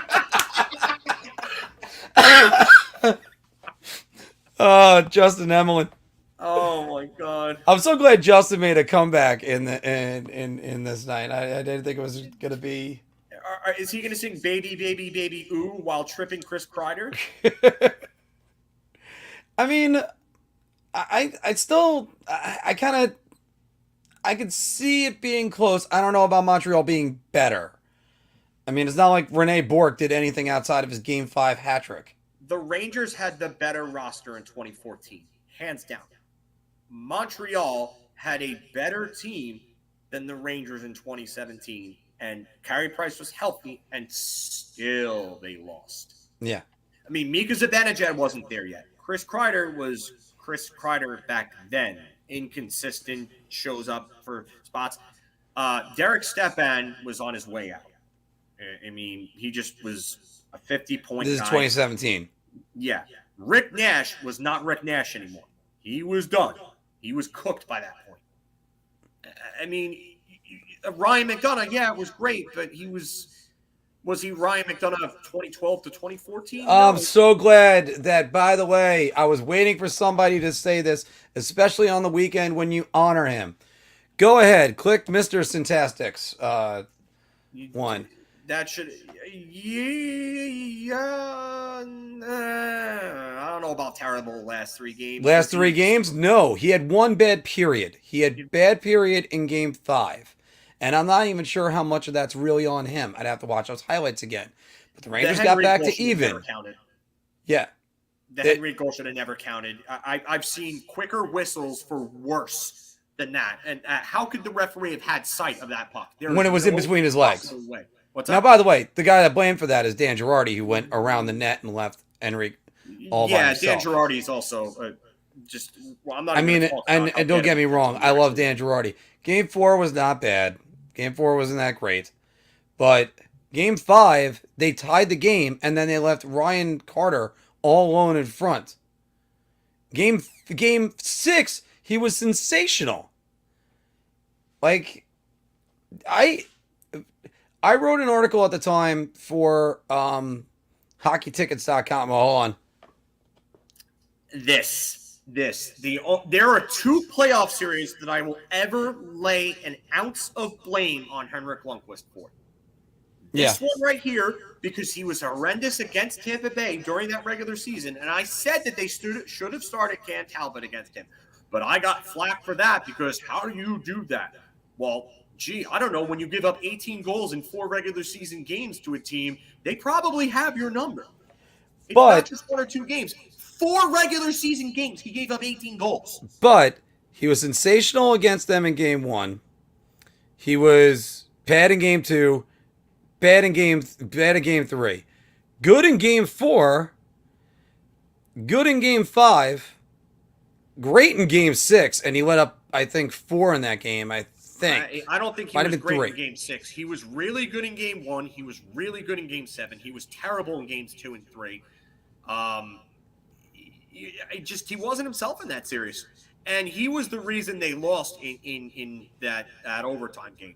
Kucherov should have never scored from that far out on that shot. No, and Henrik will probably be the first one to tell you that. By the way, if you start Cam Talbot in that playoff, not that one particular game, you start Cam Talbot for 1. If he won, you go until Cam Talbot loses. Yes, that's what you do, and you let it be known to Hank on that. And that's what I'm saying. But if Hank wasn't in the Washington series, they're out in 5. I get that, but against Tampa Bay, with those numbers and the way that they absolutely had his number, try it, experiment with it, and then you go. I'm sorry, but Musics is right. They lost that game 2-0. They didn't show up in Game 7, especially they lost their last 2 games. They scored more goals in Tampa than they scored at Madison Square Garden. By a wide margin. By a wide margin. You can't have that. Yeah, you can't be the home team and have no home ice advantage. No, I totally get that. I agree. I put that on AV more than I put that on Henrik Lundqvist. I'm with you there. I'm not faulting the player on that. And I actually thought he had a great Game 6. That was the Brassard hat trick. And they should have won multiple cups. And by the way, Johnny, you're 100% right on this one. Activate my mouse. Get it over there. Goal differential was 0 in this series. Wow. 21 to 21. And the only reason why it was 0 in that series is because of the Game 6 explosion. Yeah. Well, I mean, the Brassard hat trick. They were good in Game 4, but they should have won the Cup in 2014. They lost by 3 goals, all in overtime. Game 2 shouldn't have gone to overtime. Game 5 shouldn't have gone to overtime. No, so right there, you're looking at a 3-2 series lead coming back home for a team that beat a 3-1 lead already. This is correct, but I'm sorry, Lundqvist wasn't himself against Tampa, and he wasn't himself against Ottawa in 2017. that's the other series where I will say that Henrik Lundqvist was not himself, and it cost it. But caveat, AV also cost them in 2017. There we go. Big time,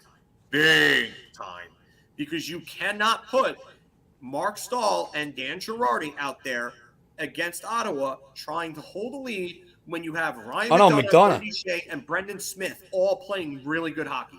No, he put McDonough and Girardi out there for the last 2.5 minutes. No, it was Stahl and Girardi that they Stahl got burned Girardi on multiple times in that series, and the other combination was Stahl and Holden. Yeah. I mean, how do you sit Brady Shea in a 2-goal game? When him and Brady Smith played well. Yeah, that was the game where he had the 2 goals. Yeah. Yeah, like you had Brady Shea there, and you just. By the way, you're right about 2015, Johnny. I still say Matt Zuccarello wearing ear guards would have saved the Rangers a Stanley Cup. Yeah. That's the biggest thing. McDonough took out 2 players on his own team in like a 2-month span. So what was the other one? No, it was Lundqvist and Zuccarello. Oh, that's right, because he lifted the stick. His stick got Lundqvist. But then again, and again, it's Henrik Lundqvist, and I agree with you, Cor. Henrik Lundqvist was the reason why that team competed at such a high level. I am. Cam Talbot has proved that he's not exactly a Stanley Cup goaltender. Maybe he would have been Matt Murray. Maybe he would have been Matt Murray, won the Rangers Stanley Cup. Then we end up thinking, oh no, we got to figure out which one to do. But there's still fans that think that Talbot is the one they should have kept. No, that's not the case. But I will say that they should have started that series with Cam Talbot against Tampa. There's nothing. Even after long. No, if you want to do it in Game 3, you go back to him in Game 3. But okay, then fine. All right, you know what? I'll be with that. Okay, after they lose that after the Game 3 loss, then you know what? You probably could have brought Cam Talbot in. But then how do I explain Game 4 when Hank was better in that game? Yandel has a goal, for God's sakes.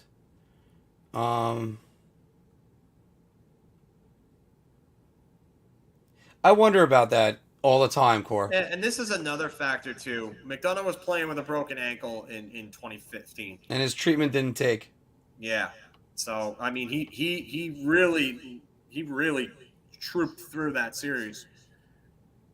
So I gotta give him a lot of credit for playing through that, and he still played somewhat well despite it. They just did not have an answer for the triplets line. They didn't. No. The triplets line was just too much for them. Kucherov, Johnson, and Pullock. No. And that was just horrible. All right, we actually went 24 minutes over, but guys, we're going to sign it off right now. As usual, thanks for joining us every single week.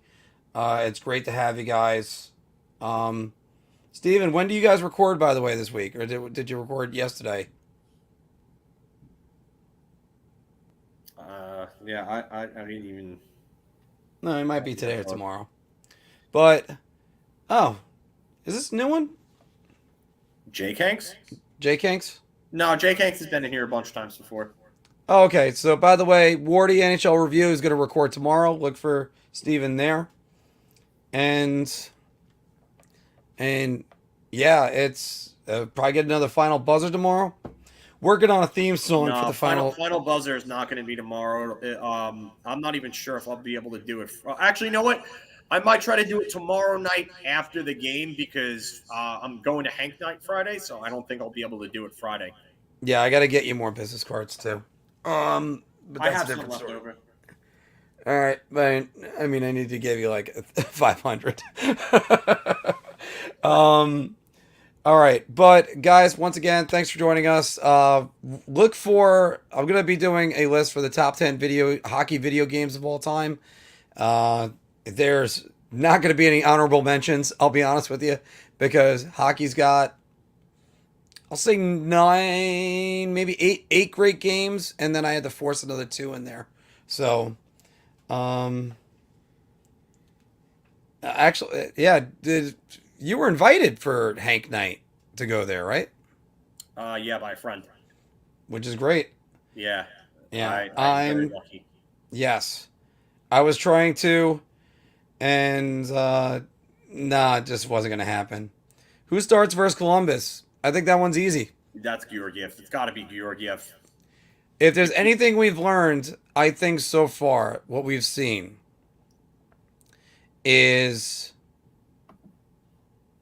Gallant starts the backup on the road.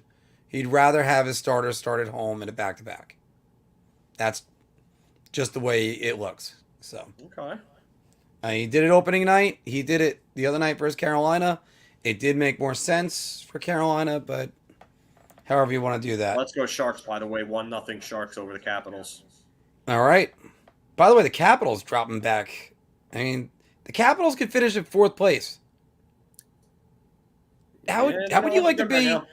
Yeah, how would you like to be the Penguins winning the division?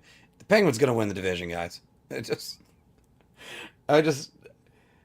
look at the Penguins. I just helplessly just say they're going to win the damn division. Then it's going to be Penguins Capitals. So one of them has to win instead of choking in the first round. Carolina has 58 points with 39 games played. Carolina mathematically should get it, but then Carolina does. They had a 2-goal lead on the Devils the night after playing the Rangers, and then lose 5-4. I'll take Carolina losing. Yeah. All right. So once again, guys, thank you very much. Take a look out for most of some of the other stuff we're putting out, and of course the final buzzer. FIlip is in section 226 on Friday night.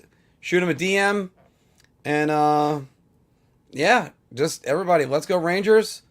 And why is this division so good? Because it is. It is, and it's got a lot of Johnny Red. Thank you very much. Thank you, buddy. Appreciate it. Always good having you. And thank you. Yeah. So next week we'll be talking about the official end of the first half. Talk about the All-Star game and do our power rankings probably for the first half. So guys, thank you very much, and we'll talk to you soon. Have a great night. Let's go Rangers.